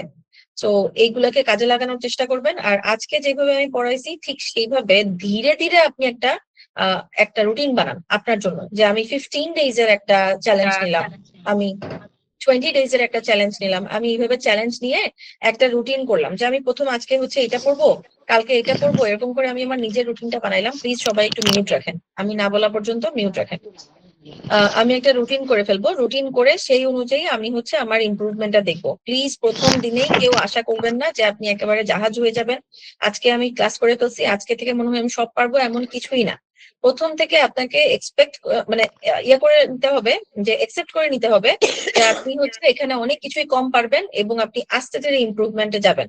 আপনি 5 দিনের ইমপ্রুভমেন্ট দেখেন, 10 দিনের ইমপ্রুভমেন্ট দেখেন, তখন দেখবেন যে আপনি রিলেট করতে পারবেন যে এখানে হ্যাঁ আমার তো ভালোই ইমপ্রুভমেন্ট হচ্ছে। এইসব প্রশ্নের উত্তর তো আমি জানি না ভাই, যে আপনার বই দুটা কতটা ইফেক্টিভ, এগুলো তো আপনারা না বলবেন, যারা করছে তারা বলবে। এগুলো আমাকে জিজ্ঞেস করলে আমি যদি বলি ভালো, আপনি সেটা বিশ্বাস করবেন? ওকে, আমাদের লেকচার শেষ, এখন হচ্ছে আমরা কোশ্চেন অ্যান্সারে যেতে পারি। তবে কেউ যদি কোনো সিলি কোশ্চেন করেন সেটার অ্যান্সার আমি হয়তোবা দিতে পারবো না। এমনিতেই আমাদের অনেক বদনাম আছে যে আমরা নাকি পাবলিসিটি করি। সো এখানে কেউ কোর্স রিলেটেড কোনো কিছুই জিজ্ঞেস করবেন না, বা বইয়ের দাম কত, বই পড়লে কি হবে, এগুলো কিচ্ছু জিজ্ঞেস করবেন না। হ্যাঁ, এটা এটা মানে টিচার হিসেবে আমার একটা ছোট্ট রিকোয়েস্ট, যদি কিছু না বুঝে থাকেন অথবা কোথাও কোনো প্রবলেম থাকে সেটা আমাকে জিজ্ঞেস করেন। কম্পাউন্ড মানে ইয়ার আর কি বুঝি নেই, মানে স্ট্রাকচারটা কোনটা?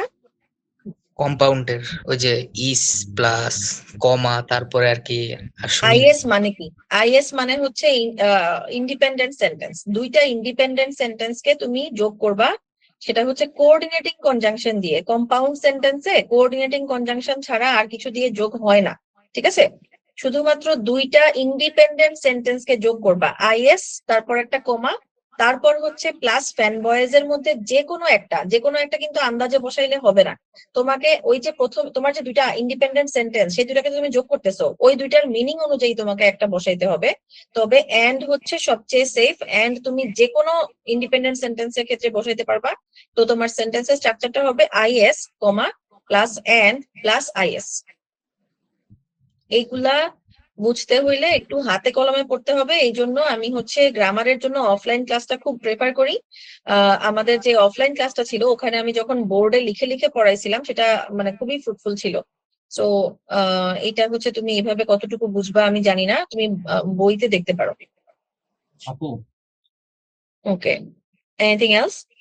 জি আপু, আমার একটা কোশ্চেন ছিল যে রিপিট সেন্টেন্স রিডিং এর দুইটা fill in the blanks, drag and drop and আরেকটা যেটা আছে, এটার মেইন প্র্যাকটিসে যাওয়ার আগে, একদম পিটি রিলেটেড প্র্যাকটিসে যাওয়ার আগে আমার ওই জার্নিটা স্মুথ করার জন্য কি কি করতে পারি অ্যাজ এ প্রিরিকুইজিট, মানে স্কিল ডেভেলপমেন্টের জন্য? অলরেডি তো এগুলাই বললাম, আজকে ক্লাসটা তো পুরোটাই এটাই হইলো ভাইয়া। এখানে তো সবই বললাম যে এইভাবে পিটিটাকে আগাইতে হবে, এই গ্রামার গুলা পড়তে হবে, এবং যেই কোয়েশ্চেনই পড়ো না কেন সবখানেই সেন্টেন্স আছে, সেন্টেন্সের মধ্যে এই এই জিনিসগুলো ফাইন্ড আউট করতে হবে। 10 দিন করে দেখো, 10 দিন পরে নিজেই বুঝতে পারবা। আপু, আপনার বইয়ের পুরা গ্রামার এন্ড বাকি যে প্যাসেজ গুলি ছিল সবকিছু আমি কমপ্লিট করছি। আমার জাস্ট মেইন কোশ্চেন এটাই যে এর বাইরে কোনো কিছু আপনার এন্ড থেকে আছে কিনা যে সাজেশনস। এর বাইরে আর কিছু করতে যায়ও না, শুধু শুধু মাথা নষ্ট হয়ে যাবে। এখন এই জিনিসগুলাই বারবার মানে প্রত্যেকটা আইটেমে অ্যাপ্লাই করো, দেখবা যে একদম ইজি হয়ে যাবে। যখন তুমি তোমাকে নিজে নিজে খুঁজতে হচ্ছে না, হ্যাঁ, তুমি নিজে নিজে পারতেছো, তোমার ব্রেন অটোমেটিক মানে দেখতেছে যে টু এর পরে অলওয়েজ ভার্বের মেইন ফর্ম বসতেছে, হ্যাঁ, V1 বসতেছে, অথবা নাউন বসতেছে, কখন নাউন বসতেছে কখন ভার্বের মেইন ফর্ম বসতেছে। যদি দিকে বোঝায় তাহলে নাউন বসতেছে, আর যদি কাজ করা বোঝায় তাহলে ভার্বের মেইন ফর্ম বসতেছে। এই জিনিসগুলো খুঁজতে হবে না, তোমার এমনিতেই চোখে পড়তেছে যে বি বা বিং এর পরে পাস্ট পার্টিসিপল বসতেছে, প্রেপোজিশনের পরে হচ্ছে আইএনজি বসতেছে, প্রেপোজিশনের আগে হচ্ছে ইডি বসতেছে। হ্যাঁ, এই জিনিসগুলো যখন তোমার ব্রেন অটোমেটিক দেখতে পারবে, হ্যাঁ, তখন হচ্ছে দেখবা যে তুমি এখানে তোমার খুব একটা কষ্ট হবে না, পিটিতে ইজিলি 70, 80, 90 পাওয়া যাবে। ঠিক আছে, বাট সেটা অটোমেটিক পর্যায়ে আনতে হবে। তুমি আগে প্রথমে খুঁজতে হবে, প্রথমে খুঁজতে খুঁজতে খুঁজতে খুঁজতে আস্তে আস্তে দেখবা এগুলো তোমাকে আর খুঁজতে হচ্ছে না, তখন ব্রেন অটোমেটিক কাজ করবে। ওকে আপু, থ্যাংক ইউ। আজকে যেটা পড়াইলাম যেটা কনজাংশনের জন্য, সেটা খুবই ইম্পর্টেন্ট। যে এইটা অনেক অনেক কনফিউশনে থাকে, সবাই সবাই অলমোস্ট সবাই এটা কনফিউশনে থাকে, ইভেন আমি নিজেও ছিলাম। এবং এভাবেই আমি খুঁজে বের করছি যে কোথায় কোন কনজাংশনটা বসে। 4-5টা কনজাংশন থাকে, ওইখান থেকে একটা নিয়ে বসাইতে হয়। তো আমরা না, আমাদের মাথায় এটা আমরা আনিই না যে এখানে কি ইন্ডিপেন্ডেন্ট সেন্টেন্স নাকি ডিপেন্ডেন্ট সেন্টেন্স। ইন্ডিপেন্ডেন্ট হইলে এখানে বসবে কোঅর্ডিনেটিং কনজাংশন, সাবঅর্ডিনেটিং বাদ। এটা যদি ডিপেন্ডেন্ট হয় তাহলে এখানে কোঅর্ডিনেটিং বাদ, সাবঅর্ডিনেটিং বসবে। তো এই জিনিসগুলো আমরা মাথায় আনি না। জি বলো, আরেকজন কেউ কিছু বলতে যাচ্ছিলেন। জি আপু, আসসালামু আলাইকুম, কেমন আছেন আপু? আসসালামু আলাইকুম ভাইয়া। ওয়ালাইকুম আসসালাম, আলহামদুলিল্লাহ ভাইয়া ভালো আছি। বলো ভাইয়া। জি আপু, ফেব্রুয়ারি মাসের 6 তারিখে আমি সেলফ স্টাডি করে তো পিটি দিয়েছি। তো স্কোরটা আমার খুব খারাপ আসছে, 46 এর মতো আসছে। তখন যে বুঝলাম যে না, সেলফ স্টাডি না, কিছু টিপস এন্ড ট্রিক্সও লাগে, এবং যারা নাকি এক্সপার্ট আছে তাদের কিছু গাইডলাইন লাগে। এখন আপু আপনার কোর্সটা আছে দেখেছি, খুব ভালো লেগেছে। একটা একটু বলতে চাই, আপু কিছু মনে না করলে, আপনার ক্লাসটা করলে কি আমরা কি পরে রেকর্ডিং ক্লাসটা পাবো? এগুলো খুবই সিলি কোশ্চেন, আবারও জি আমি আপু, আমি আপু সেই জন্য সরি বলছি, আমি সেজন্য সরি বলছি আপু, কারণ আপু জব করি এই তো আমি। কোশ্চেনগুলো তো পেজেই জিজ্ঞেস করা যায়। আমি বুঝতে পারছি ভাই, আমি বাট তুমি মানে তুমি হয়তো বা জেনুইনলি আন্তরিকতা দিয়ে জিজ্ঞেস করতেছো, বাট এখানে আরো অনেকেই আছে যারা এগুলো একদমই পছন্দ করবে না। তো এই কোশ্চেন গুলা ওই পেজেই জিজ্ঞেস করা যায়। মানে এগুলার অ্যান্সার দেওয়ার জন্য মডারেটর এবং ম্যানেজার ভাইয়ারা আছে, ওনারা অলওয়েজ থাকে তোমাদেরকে হেল্প করার জন্য। হ্যাঁ, আর যদি আমি বলে দিই, আমি পছন্দ করি না রেকর্ডিং দেওয়া। হ্যাঁ, বাট যদি একদমই খুব সমস্যা হয় তাহলে পরের দিন 2 ঘন্টার জন্য রেকর্ডিংটা দেওয়া হয়, 2 ঘন্টা পরে অফ হয়ে যাবে, দেখতে পারলেও অফ হবে, না দেখতে পারলেও অফ হবে। রেকর্ডিং থাকলে কেউই কখনো লাইভ ক্লাসটা করে না, যেটা লাইভ ক্লাসে আমি প্রত্যেকটা স্টুডেন্টকে ধরে ধরে জিজ্ঞেস করি কার কি অবস্থা, কে কতটুকু আছে। একজন মানুষের সাথে আমি 1 মিনিট কথা বললে বলে দিতে পারবো যে তার ইমপ্রুভমেন্টটা কতটুকু হচ্ছে, সে কতটুকু পড়তে, তার রেজাল্টটা কি আসবে। হ্যাঁ, এই জন্য লাইভ ক্লাসটা খুবই ইম্পর্টেন্ট। তো সে পড়তেছে কি পড়তেছে না এগুলা ট্র্যাক রাখা খুবই দরকার আর কি। না রেকর্ডিং না, আমি যখন আমার ফার্স্ট স্কুলে দেখলাম, আমি মানে হতাশা হয়ে গেছিলাম। তখন আপনার আমার কলিগ আপনার কথা বললো, তখন আমি আবার সেকেন্ড অ্যাটেম্প নেওয়ার জন্য আবার মানে প্রিপারেশন নিচ্ছি। এই তো, দোয়া করবেন আপু। অবশ্যই ভাইয়া, প্রশ্ন ছিল। আচ্ছা ভাইয়া এক মিনিট, হ্যাঁ আবু বাকের ভাইয়া জিজ্ঞেস করছেন এসে কি টেমপ্লেট আছে? অবশ্যই আছে, বাট টেমপ্লেট না, এটা হচ্ছে স্ট্রাকচার। এই স্ট্রাকচারে মানে আপনাকে নিজে থেকে অনেক কথা লিখতে হবে। আমরা যেটা ফলো করি আমাদের ক্লাসে, যেটা একটা স্ট্রাকচার দেওয়া হয় যেটা মাত্র 80-90 ওয়ার্ডের, বাকি যতগুলো 120 ওয়ার্ডের মতন বা 100 ওয়ার্ডের মতন নিজে লিখতে হয়, ঠিক আছে?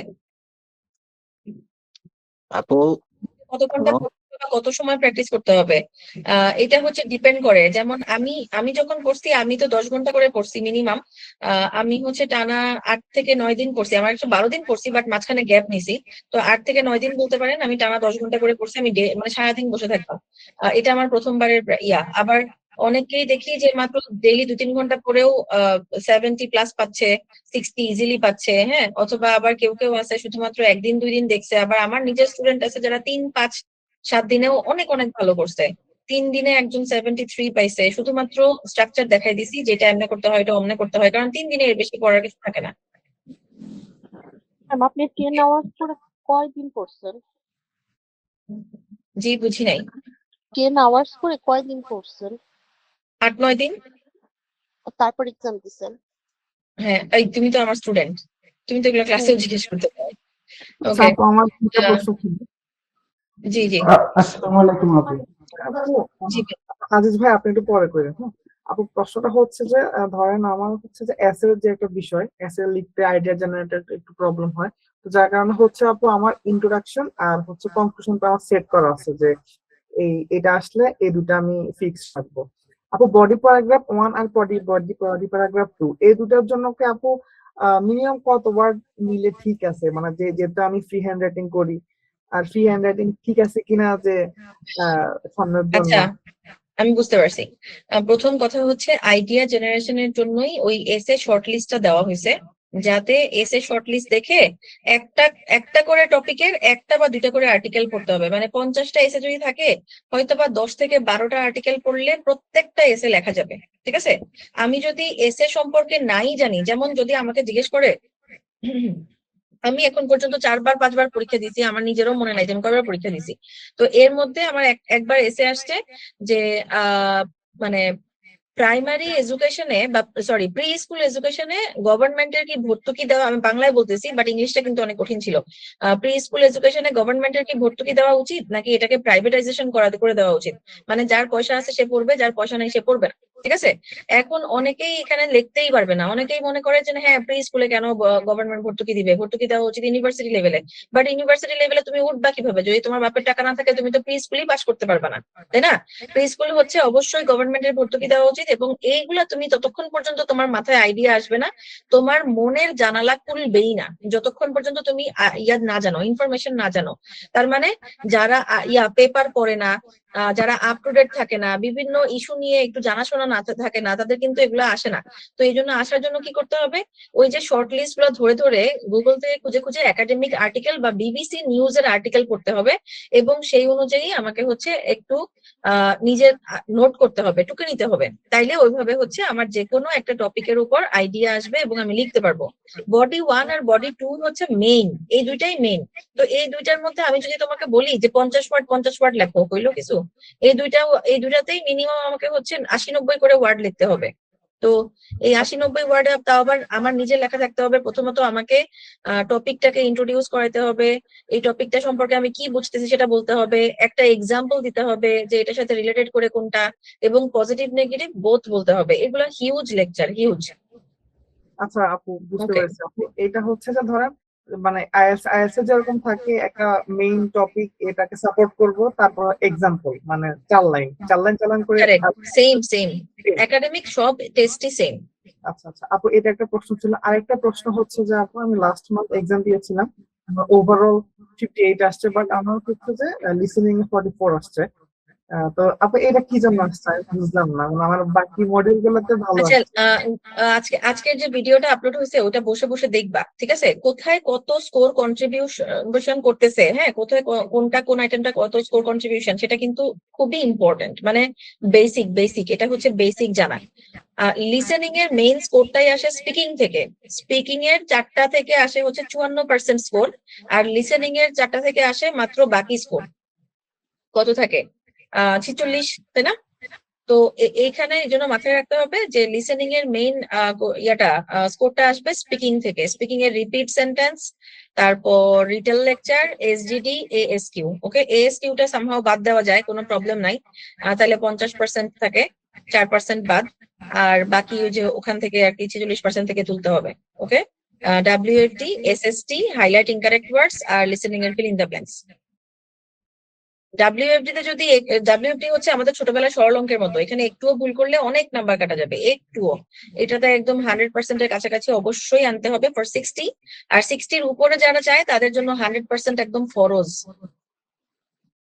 ওকে, okay, I have a question. I have given PT 2 times, overall 65 plus, but in speaking it was always 64. Recently I have also given PT, but it was also only 14 speaking. আচ্ছা, স্পিকিং এর tips কি দিব ভাই? এটা তো আসলে ফ্লুয়েন্সিটা most important. আর আমি তো ফোনেম দেখাইলাম, অনেক কিছু দেখাইলাম, যদিও ফোনে মুখস্থ করে কখনো রিডিং করা যাবে না। আমাদের যেটা মানে অটোমেটিক আসে সেটাই আসবে। ফ্লুয়েন্সিতে বেশি ফোকাস করতে হবে। আর রিসেন্টলি যেহেতু 40 পাইছেন, তার মানে আপনার নিশ্চয়ই এক মিনিট যেহেতু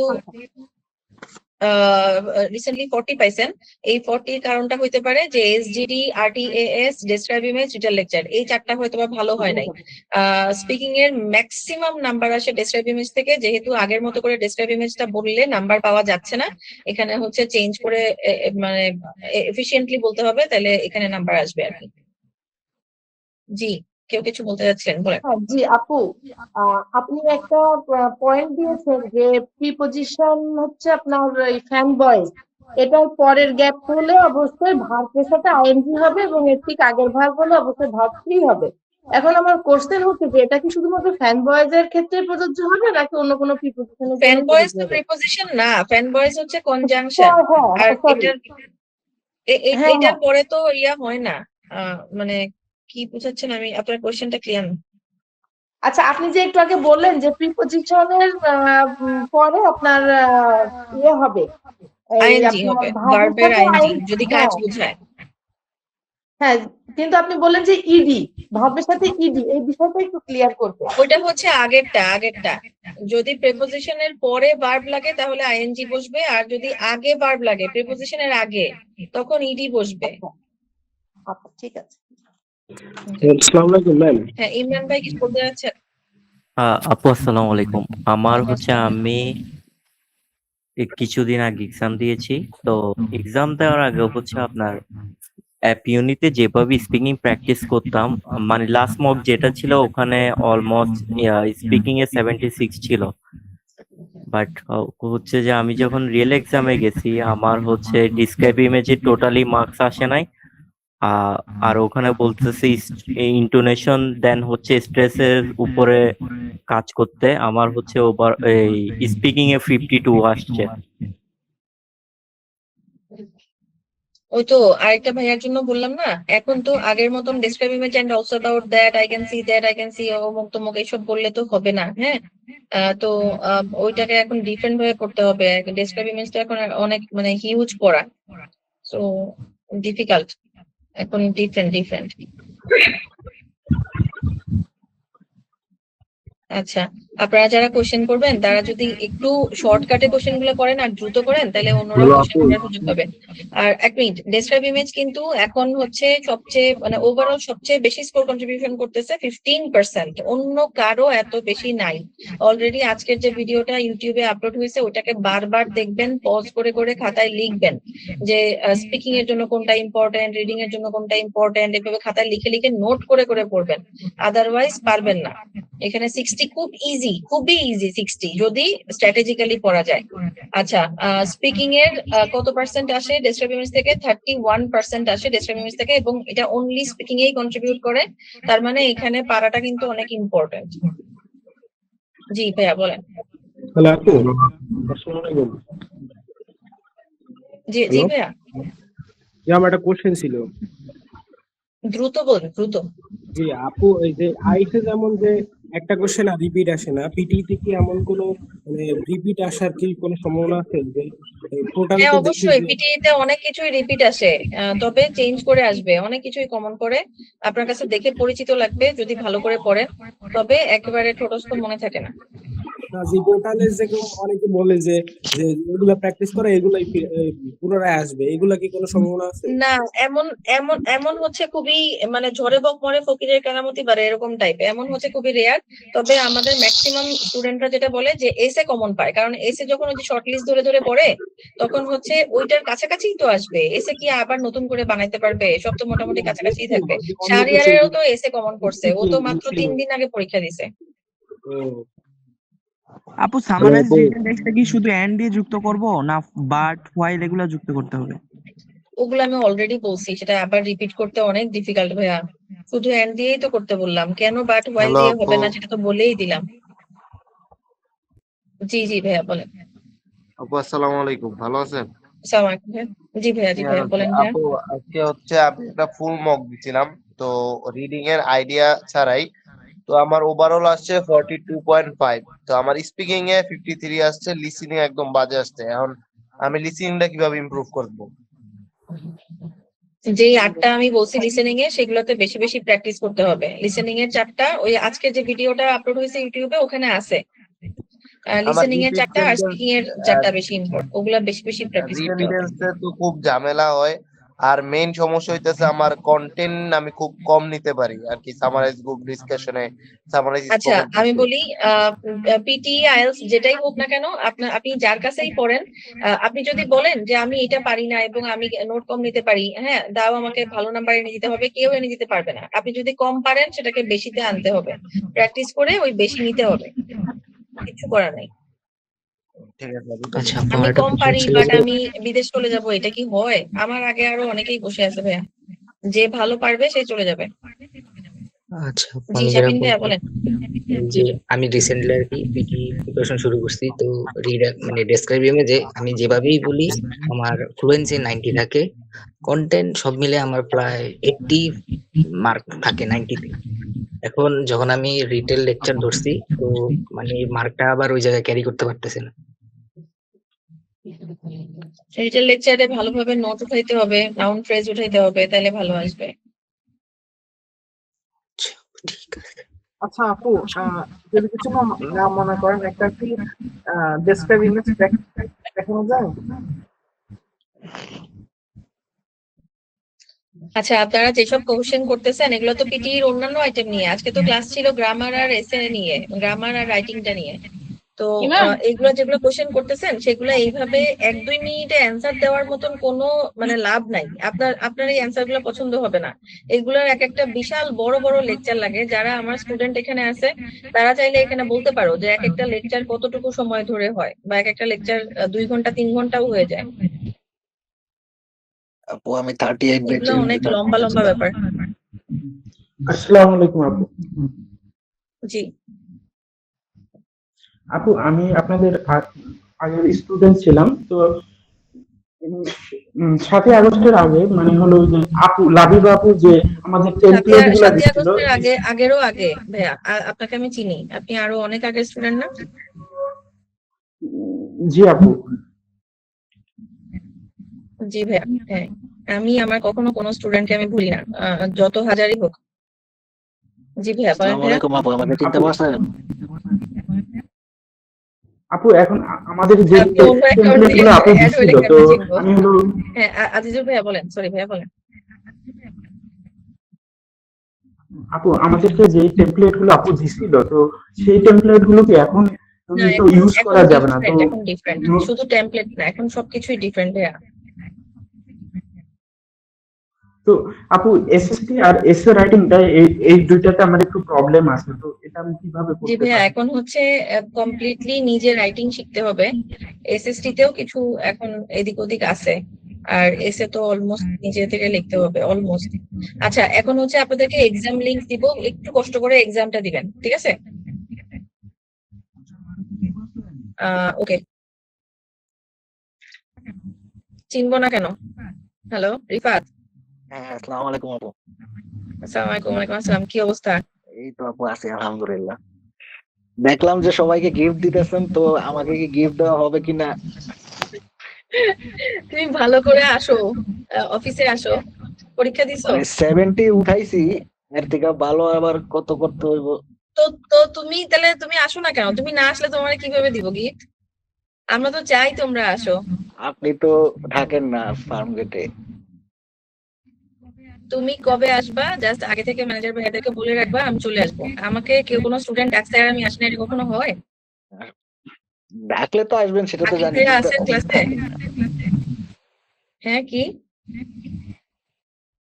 বলতেছিলাম যে আপনি যেদিন থাকবেন সেদিন আসবো, সমস্যা নাই, কিন্তু এখন তো রোজা চলতেছে, সেই আচ্ছা কারণে। ঠিক আছে, তাহলে ঈদের পরে তুমি হচ্ছে জাস্ট ম্যানেজার ভাইয়াদেরকে বলে রাখবা যে ভাইয়া আমি হচ্ছে আপনার সাথে দেখা করতে চাই, আমি অমুক দিন আসতে যাচ্ছি। আমি ইনশাল্লাহ আসবো।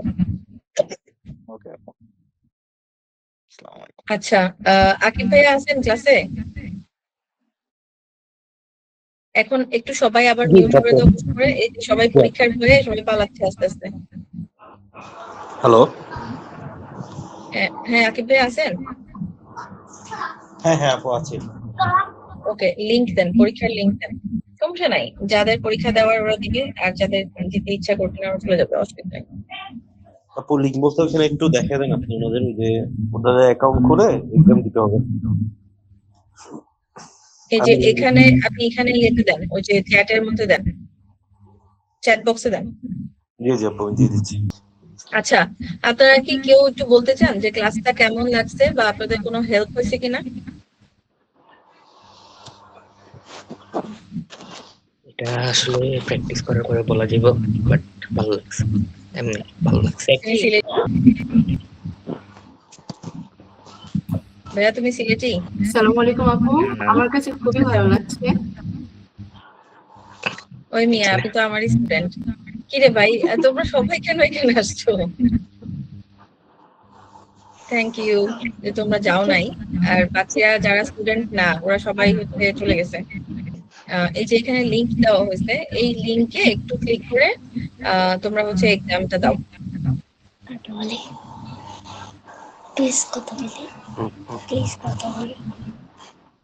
লিংক পাওয়া গেছে? সবাই লিংক পাইছে? হ্যালো। জি হ্যালো, হাউ আর ইউ? আপু লিংক এখনো পাইনি। এই যে এখানে চ্যাট বক্সে দেওয়া আছে।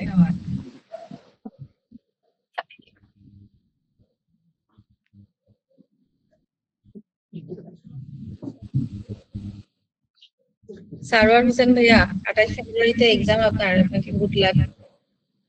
অনেক ক্লোজ, রাইট ফ্রম ডিকটেশন এগুলো ভালো হচ্ছে না, বেশি বেশি প্র্যাকটিস করতে হবে। এগুলো হচ্ছে ক্লাস, বড় বড় ক্লাসে মানে আমরা হচ্ছে দেখাই যে কিভাবে করে, আবার নিজেরা বসে করি। এখন আপনাকে আমি 1-2 মিনিটে কি সাজেশন দিব বলেন? বেশি বেশি প্র্যাকটিস করা ছাড়া তো আর কোনো সাজেশন দিতে পারছি না। আপু লিংকে যাওয়ার পরে কি লগ ইন করতে হবে? হ্যাঁ আকিব ভাইয়া, লিংকে তো হচ্ছে ইয়ে আসছে, ওয়েবসাইট আসছে। আপু লিংকে যাওয়ার পর দেখবেন যে ফ্রি রিসোর্স একটা অপশন চলে আসছে আপনাদের সামনে, ওইখানে নিচে গেলে কুইজ লেখা দেখবেন, ওইখানে ক্লিক করলেই চলে আসবে। হ্যাঁ হ্যাঁ, নিচে একদম নিচে আছে।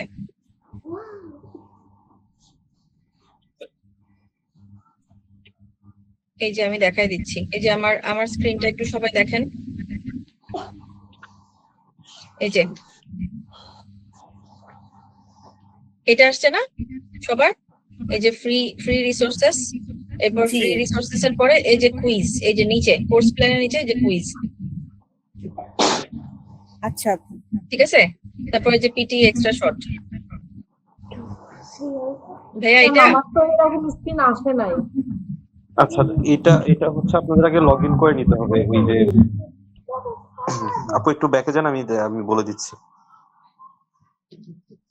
ওকে, এই যে এখানে কুইজের পরে যে এক্সট্রা শর্ট আসছে, এখানে ক্লিক করে এই যে এখানে আইডি পাসওয়ার্ড দিয়ে লগ ইন করতে হবে না? আপু ওই যে যদি হচ্ছে অ্যাকাউন্ট থেকে লগ ইন করে দেন তাহলে সরাসরি চলে আসবে। মানে গুগল থেকে? হ্যাঁ হ্যাঁ, যে আপনি একটু ব্যাকে যান, আমি দেখাই দিই তাহলে আপনার। ওকে, এই যে উপরে যান, উপরে তো হ্যাঁ। ওই যে লগ ইন লেখা দেখেন, হুম। লগ ইনে ক্লিক করেন।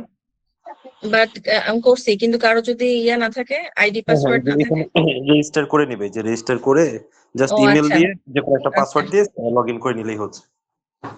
ওকে ওকে, করে ফেলেন। কুইজটা দিলে আপনি নিজেও বুঝতে পারবেন যে আপনার মানে আপনি ক্লাস থেকে কি বুঝলেন বা কি বুঝলেন না। ওকে, সবাই কি পরীক্ষা দিচ্ছি? ম্যাম আমি এখনো লিঙ্কে প্রবেশ করতে পারিনি। লিংকে ঢুকলে কি আসছে?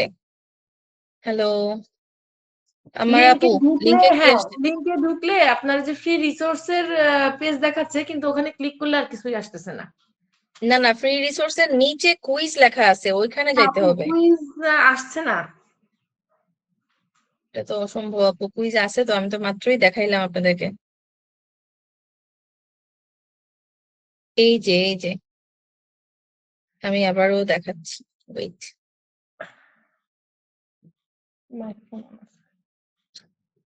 আপু আগে দেখেন এখানে লগ ইন আছে, দেখছেন? এই লগ ইনে ক্লিক করেন সবাই।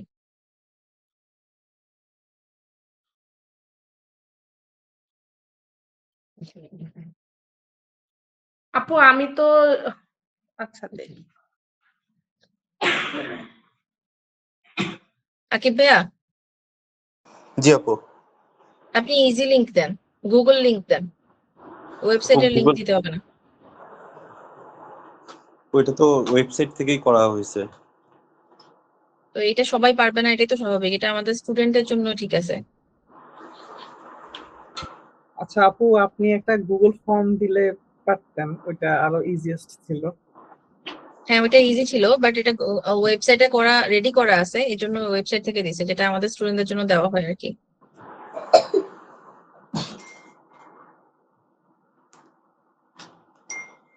কেউই কি পারেন নাই? এটা এত কঠিন না। রেজিস্টার করে লগ ইন করার পরে ওই অপশনটা আমি তো আসতেছে ভুলেই না, গেছি কোন অ্যাকাউন্টে লগ কুইজের ইন করতে। অপশনটাই আসতেছে না, আপনারা আগে যারা এগুলো রেজিস্টার করে দেখে নেন, কোনো। তারপর লগ ইন করে দিলে ওইখানে রিসোর্সে গেলেই চলে আসবে। কোথায় যারা রিসোর্স? এনরোল এখানে তো করে না রিসোর্স তাদের তো ওই আসতেছে যে না। কোর্সের মধ্যে, কোর্সের মধ্যে আপু, কোর্সে যান, ওই যে উপরে লেফট কর্নারে কোর্স। হ্যাঁ, সবাই কি লগ ইন করছেন এটা বলেন, সবাই রেজিস্টার করতে পারছেন? জি লগ ইন করছি। হ্যাঁ, এবার কোর্সে ক্লিক করেন, এই যে কোর্স, একদম শুরুতেই কোর্স আছে, কোর্সে ক্লিক করেন, প্রথমটাই ফ্রি রিসোর্সেস, এটাতে ক্লিক করেন।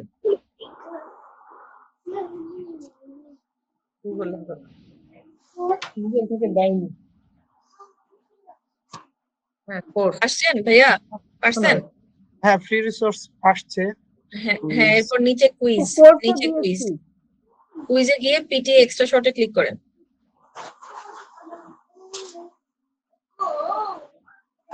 ইজি শর্ট লিস্ট আর অ্যানসার শর্ট কোশ্চেন, এই দুইটা অপশন আসছে। না, কুইজের মধ্যে ক্লিক করলে ওটা ওপেন হবে, পিটি এক্সট্রা শর্ট। এই যে আমারটা হয়েছে তো, আমি তো আচ্ছা ওপেনই আচ্ছা, করে হয়েছে রাখছি। ম্যাম, ম্যাম হয়েছে। হ্যাঁ, এবার পরীক্ষাটা দেন, এই যে স্টার্ট কুইজ। হ্যাঁ হ্যাঁ আসছে, ঠিক আছে ম্যাম, থ্যাংক ইউ। ওকে, বাকিরা পারতেছেন?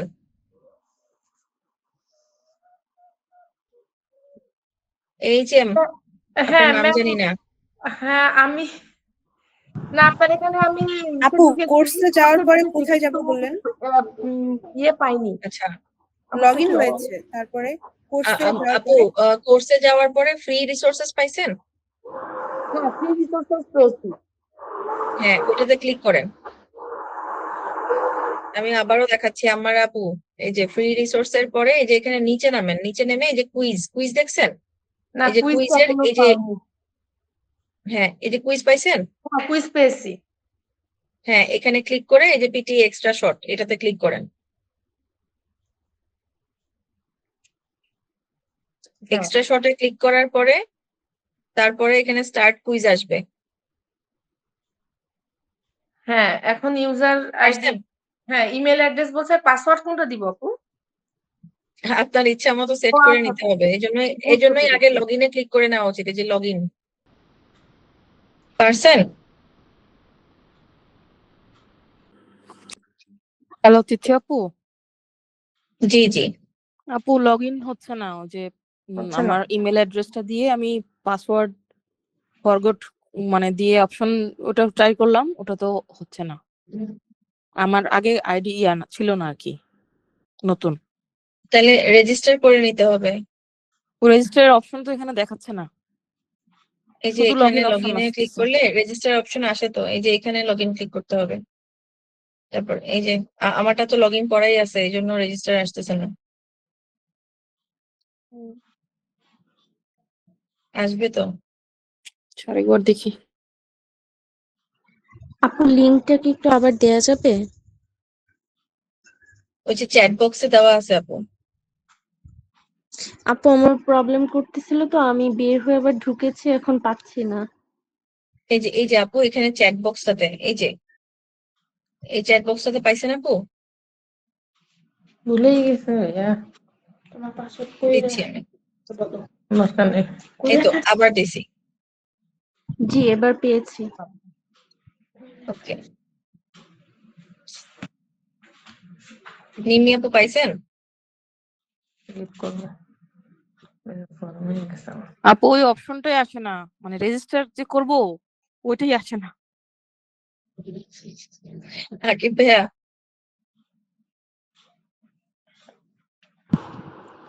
জি আকিব আপু। ভাইয়া জি আপু বলেন। রেজিস্টার অপশন আসে না কেন? ওই যে লগইনে ক্লিক করলে ওখানে পাবে। ও তো বলতেছে আসতেছে না। না, তোমাকে বলছিলাম হাত দিতে।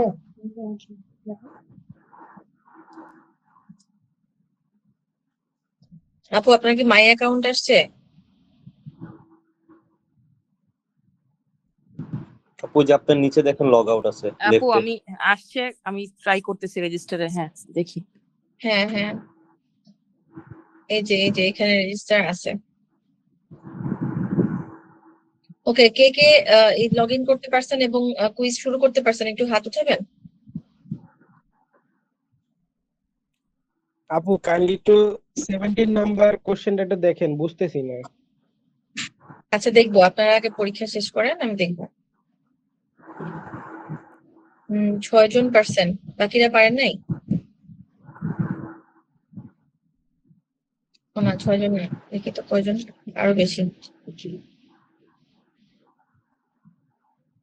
ওকে, সবাই তো পারছে, মাশাআল্লাহ। ওকে, তার মানে 1-2 জন বাদে বাকি সবাই পারছে। ওকে, এক্সাম দেন, আমি কোশ্চেন দেখবো, অসুবিধা নেই। এখানে কিন্তু অনেক কিছুর স্কোরিং করা যাচ্ছে না, মানে অটোমেটিক হচ্ছে না, ওগুলা হচ্ছে ম্যানুয়ালি দেখতে হবে। এই জন্য হচ্ছে ওই যে অফলাইন বললাম না, ওটা বেটার আর কি। ওখানে সবার হচ্ছে স্কোর, মানে পেজ দেওয়া হয়, পেজে হচ্ছে লিখে। ওকে, সুমন ভাইয়া শেষ, সুমন ভাইয়া সাবমিট করছেন? ও ওয়াও। জি ম্যাম, সাবমিট করে দিছি।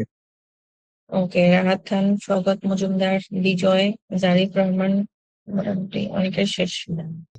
কেউ কি গুগল ইউজ করছেন?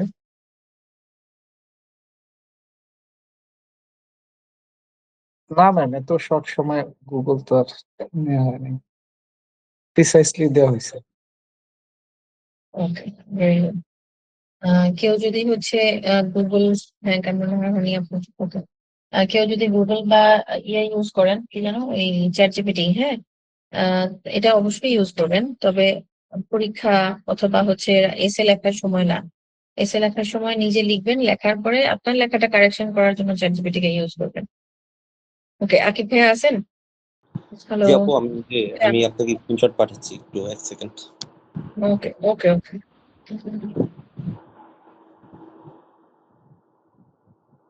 ওকে, আমাদের যেহেতু এখন, মানে আমি হচ্ছে 5 মিনিট একটু হালকা বয়ান দেই, হ্যাঁ। আপনারা কিন্তু কেউ ভিডিও ক্লাস করতেছেন না, এটা মানে ভিডিও ক্লাস করলে ভালো লাগে, দেখতে ভালো লাগে, একটা মানুষের সাথে পরিচয় হয়, তারপর তাদের প্রতি একটা আন্তরিকতা তৈরি হয়। আচ্ছা আমি একটু বলি, যেহেতু এখন আমাদের রমজান মাস চলতেছে এবং রোজা রাখতে হবে সবাইকে, তো এটা কিন্তু ইবাদতের মাস। এখানে এখন হচ্ছে সবচেয়ে বেশি দোয়া কবুল হয়, আর সেটা হচ্ছে বৃহস্পতিবার রাতে, শুক্রবার বিকালবেলা, হ্যাঁ, আসরের পর থেকে মাগরিব পর্যন্ত। আমাদের শুধুমাত্র পড়ালেখাই করলেই হবে না, বা আমার শুধুমাত্র চেষ্টা থাকলেই হবে না, সাথে দোয়াও করতে হবে এবং হচ্ছে আল্লাহর কাছে বারবার চাইতে হবে, হ্যাঁ। তো আমরা সেটাও কিন্তু করব। তো এখন যেহেতু অলমোস্ট রাত 12টার উপরে, আমরা এখন শেষ করে দিব এখানে। আর যারা হচ্ছে এই কুইজে বেস্ট পাবে, তাদের জন্য কোনো না কোনো গিফট থাকবে, যারা নন স্টুডেন্ট, হ্যাঁ, তাদের জন্য। তো ওইটা আমরা হচ্ছে পোস্ট করে জানাই দিব আপনাদেরকে ইনশাল্লাহ। আর এর মধ্যে যদি কোথাও আপনাদের কোনো কোশ্চেন থাকে, ওই যে ইউটিউব ভিডিওর এখানে কমেন্ট করবেন অথবা পেজে হচ্ছে জানাবেন, আমরা হচ্ছে চেষ্টা করবো ওগুলো নিয়ে কথা বলার। ওকে, ঠিক আছে। ওকে, তাহলে সবাই ভালো থাকবেন আর সুস্থ থাকবেন, আমাদের জন্য দোয়া করবেন। আপনাদের জন্য তো অনেক অনেক দোয়া রইলো। এখন পর্যন্ত আকিব ভাইয়া পাইছেন? জি জি আপু, আপনাকে দিছি। নাম বুঝতেছি না, নাম দেখেন। আচ্ছা, এটা হচ্ছে এই যে জারিফোন, উনি হচ্ছে 14 পেয়েছেন। হাইস্ট পাইছেন হচ্ছে শেখ ফারহান, না আপনার কি নাম, ওই এই যে 22 পাইছেন। টোটাল স্কোর কত ছিল?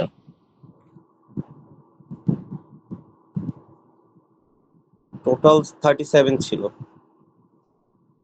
ওকে, তাহলে যে 50, 25 এগুলো কি লেখা? 125?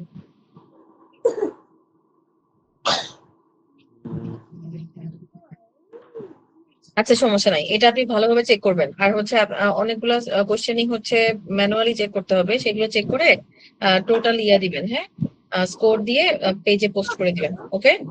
জি জি, আর ওকে এই কুইজটা হচ্ছে সবার জন্য ওপেন করে দিয়েন। পেজে হচ্ছে এই কুইজের দিয়ে দিবেন, কোশ্চেন গুলো দিয়ে দিবেন, অ্যান্সার গুলো দিয়ে দিবেন। ওকে, ওকে।